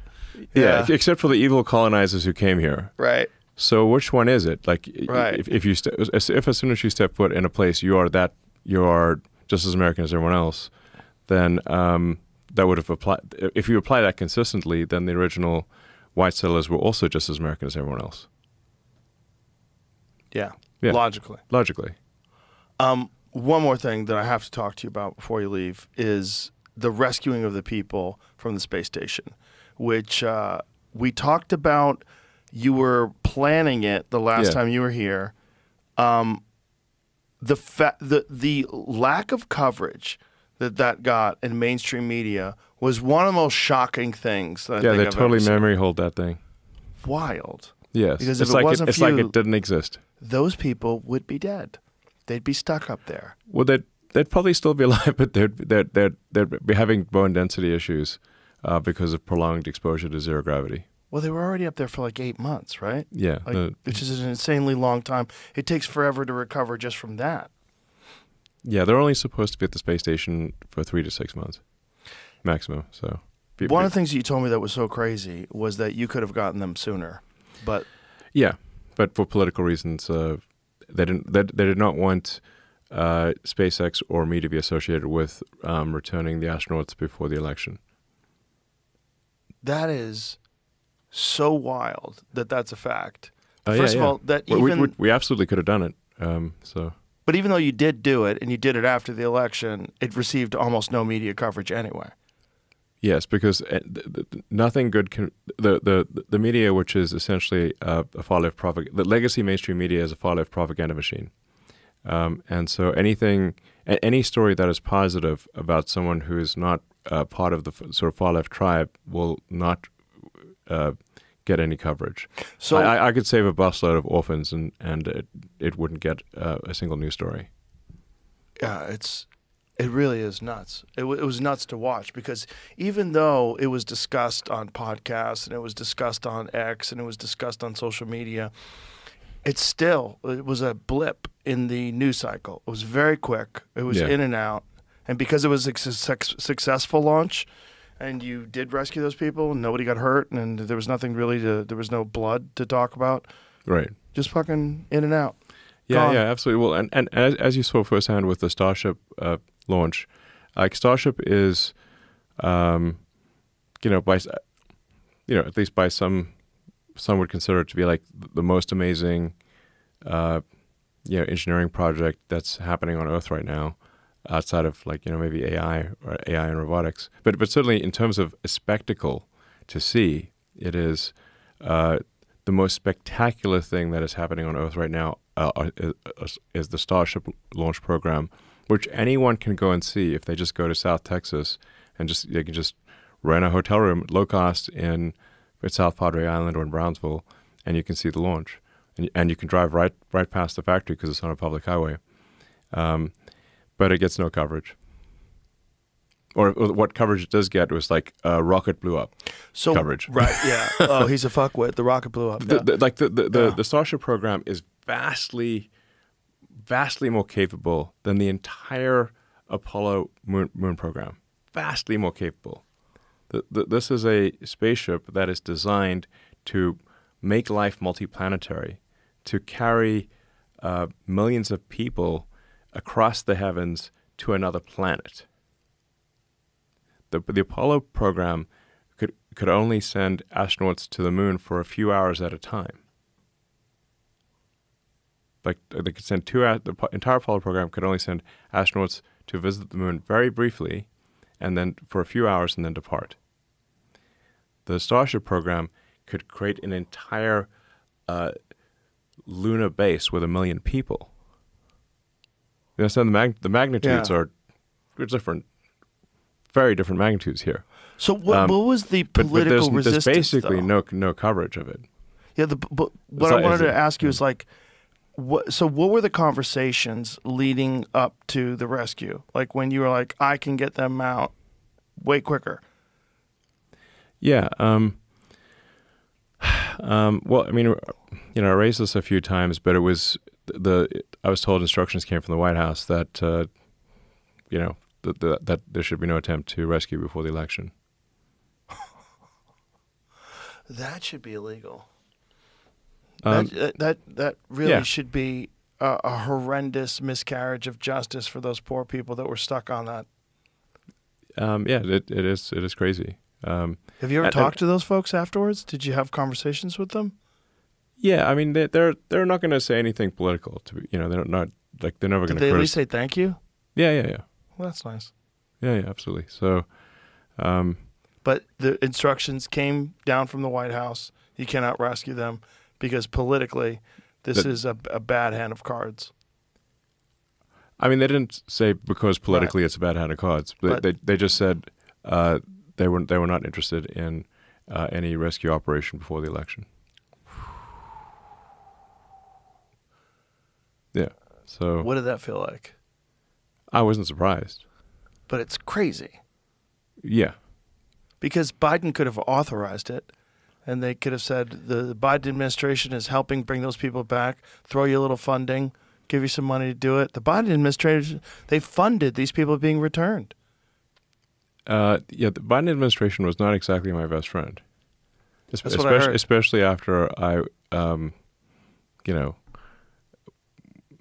helped Trump get elected. Which, I mean, some people still think, Trump is like the devil, basically. And I mean, I think Trump actually he's not perfect, but he's not evil. Trump is not evil. I mean, No. I spent a lot of time with him, and he's a product of his time, but he is not evil. No, I don't so- think he's evil either. But if you look at the media coverage, The media treats him like he's super evil. Yeah. it's pretty shocking if you look at the amount of negative coverage. Like one of the things that I looked at the other day was mainstream media coverage of you, Trump, a bunch of different Oh, yeah. public figures, and then It's like Mamdani. 96% negative or something crazy. Yeah. And then Mamdani, which is like 95% positive. Right. I mean, Mamdani is a charismatic swindler. I mean, you got to hand it to him. Like he can light up a stage, but he has just been a swindler his entire life, you know, I think he's likely to win. He's likely to be mayor of New York City. Very likely. Yeah, very likely. I think Poly Market has it at what? What is the 94%? Yeah, that sounds pretty likely. That's crazy. Like I'm not sure who the 6% are. You know. So yeah. So that's. Well, it's also like, who's on the other side? The fucking guardian angel guy with the beret, and Andrew Cuomo, who doesn't even have a party. Like the Democrats don't even want him. So you have those two options. And then you have the young kids who are like, finally, socialism. Yeah, they don't know what they're talking about, obviously. So, you know, like you just look at this: how many boats come from Cuba to Florida, and how many boats? Because you know, there's like a constant. I always think like how many boats are accumulating on the shores of Florida coming from Cuba. Right. There's a whole bunch of free boats that you could, if you want to, go take them back to Cuba. It's pretty close. Yeah. But for some reason, people don't do that. Why are the boats only coming in this direction? Well, who are the most rabid capitalists in America? The fucking Cubans. Absolutely. Yeah, they're like, we've seen how this story goes. We do not want exactly. Fuck off. They don't want to, the 100%. Cubans in Miami, they don't want to hear any bullshit. They don't want to hear any socialism bullshit. They're like, no. We know what this actually is. This isn't just some fucking dream. Yeah, it's extreme government oppression. Yeah. That's what it always is. It's a nightmare. And like, like an obvious way you can tell which ideology is the bad one is which ideology is building a wall to keep people in and prevent them from escaping. Right. Like, so East Berlin built the wall, not West Berlin. Right. They built the wall because people were trying to escape from communism to West Berlin. But there wasn't anyone going from West Berlin to East Berlin. Right. That's why the communists had to build a wall to keep people from escaping. They're going to have to build a wall around New York City. Yeah. So when you say this guy's it's a kind of an obvious charismatic tell swindler, that an yes. ideology is problematic if that ideology has to build a wall to keep people in with machine guns. Yes. And shoot you if you try to leave. Also, there's no examples of it being successful ever. We're working out for people. No, there's examples of a bunch of lies, like North Korea, give the land to the state, we'll be in control of food, no one goes hungry. No, now no one can grow food but the government, and we'll tell you exactly what you eat, and you eat very little. Right. Yeah. When you say Mamdani's a swindler, I know he has a bunch of fake accents that he used to use. Yeah. And, you know, but what else has he done that makes him a swindler?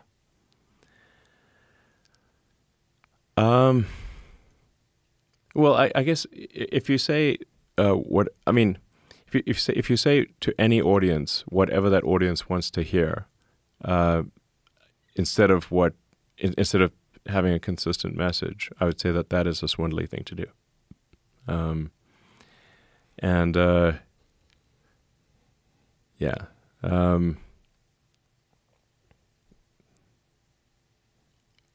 Yeah. But he is charismatic. Yeah, good-looking guy, smart, charismatic. Yeah. Great on a microphone. Yeah. And Exactly. what the young people want to see, you know, like this ethnic guy who's young and vibrant and has all these socialist ideas, aligns with them, and you know they're a bunch of broke dorks just out of college. Like, yay, let's vote for this, and there's a lot of them, and they're activated. They're motivated. Yeah. I guess we'll see what happens here. What do you think happens if he wins? Because like 1% of New York City is responsible for 50% of their tax base, which is kind of nuts. 50% of the tax revenue comes from 1% of the population, and those are the people that you're scaring off. You know, you lose one half of 1%. I don't know. I mean, hopefully the stuff he's said, about government takeovers of like that all the stores should be the government basically. Well, I don't think he said that. I think he said they want to do government supermarkets, some state-run or city-run supermarkets. Yeah. Well, it just the government is the DMV at scale. So you have to say, like, do you want the DMV running your supermarket? Right. Was your last experience at the DMV amazing? And if it wasn't, you probably don't want the government doing things. Imagine if they were responsible for getting you blueberries. Yeah. It's not going to be good.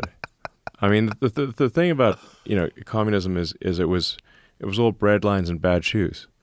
Do you want ugly shoes and bread lines? Because that's what communism gets you.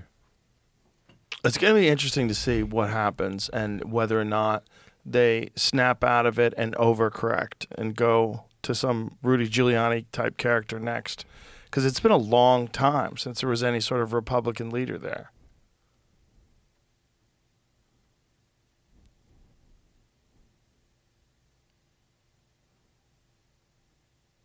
And we live in the most interesting of times, because we face simultaneously face civilizational decline, and incredible prosperity, and these timelines are interwoven. So if Mamdani's policies are put into place, especially at scale, it would be a catastrophic decline in living standards, not just for the rich, but for everyone, as has been the case with every socialist experiment, So, but then, as you pointed out, the irony is that the ultimate capitalist thing of AI and robotics enabling prosperity for all, an abundance of goods and services, actually the capitalist implementation of AI and robotics, assuming it goes down the good path, is actually what results in the communist utopia. Because fate is an irony maximizer. Right, and an actual socialism of maximum abundance, of high income people. Universal high income. Yeah. Like the problem with communism is it's universal low income. It's not that everyone gets elevated; it's that everyone gets oppressed, except for a very small minority of politicians who live lives of luxury. That's what's happening every time it's been done. Yeah. But then the actual communist utopia, if everyone gets anything they want, will be achieved. If it is achieved, it will be achieved via capitalism, because fate is an irony maximizer. I feel like we should probably end it on that. Is there anything else? The most ironic outcome is the most likely, especially if entertaining. Well, everything has been entertaining. As long as the bad things aren't happening to you, it's quite fascinating. And it's never a boring moment. Yes. So I do have a theory of why, if simulation theory is true, then it is actually very likely that the most interesting outcome is the most likely, because only the simulations that are interesting will continue. The simulators will stop any simulations that are boring because they're not interesting. But here's the question about the simulation theory: is the simulation run by anyone, or it would be run by someone? It would be run by some force. The program, like in this reality that we live in, we run simulations all the time. Like, so when we try to figure out if the rocket's gonna make it, we run thousands, sometimes millions of simulations just to figure out which path is the good path for the rocket, and where can it go wrong, where can it fail. But when we do these, I say at this point, millions of simulations of what can happen with the rocket, we ignore the ones that are where everything goes right, because we just care about we have to address the situations where it goes wrong. So basically, and for AI simulations as well, like all these things, we keep the simulations going that are the most interesting to us. So if simulation theory is accurate, if it is true, who knows, then the simulators will continue to run the simulations that are most interesting. Therefore, from a Darwinian perspective, the only surviving simulations will be the most interesting ones.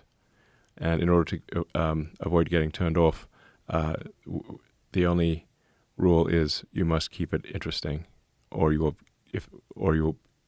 because the boring simulations will be terminated. Are you still completely convinced that this is a simulation? I didn't say I was completely convinced. Well, you said it's like the odds of it not being are in the billions. Well, I guess that's not completely, because you're saying there's a chance. What are the odds that we're in base reality? Well, given that we're able to create increasingly sophisticated simulations, so if you think of, say, video games and how video games have gone from very simple video games like Pong with 2 rectangles and a square, to video games today being photorealistic with millions of people playing simultaneously, and all of that has occurred in our lifetime. So if that trend continues, video games will be indistinguishable from reality. The fidelity of the game will be such that you don't know if what you're seeing is a real video or a fake video. And like AI-generated videos at this point, you can sometimes tell it's an AI-generated video, but often you cannot tell, and soon you will not be able to tell. So if that's happening in our direct observation, then and we'll create millions, if not billions, of photorealistic simulations of reality. Then what are the odds that we're in base reality versus someone else's simulation? Well, isn't it just possible that the simulation is inevitable, but that we are in base reality building towards a simulation? We're making simulations. We're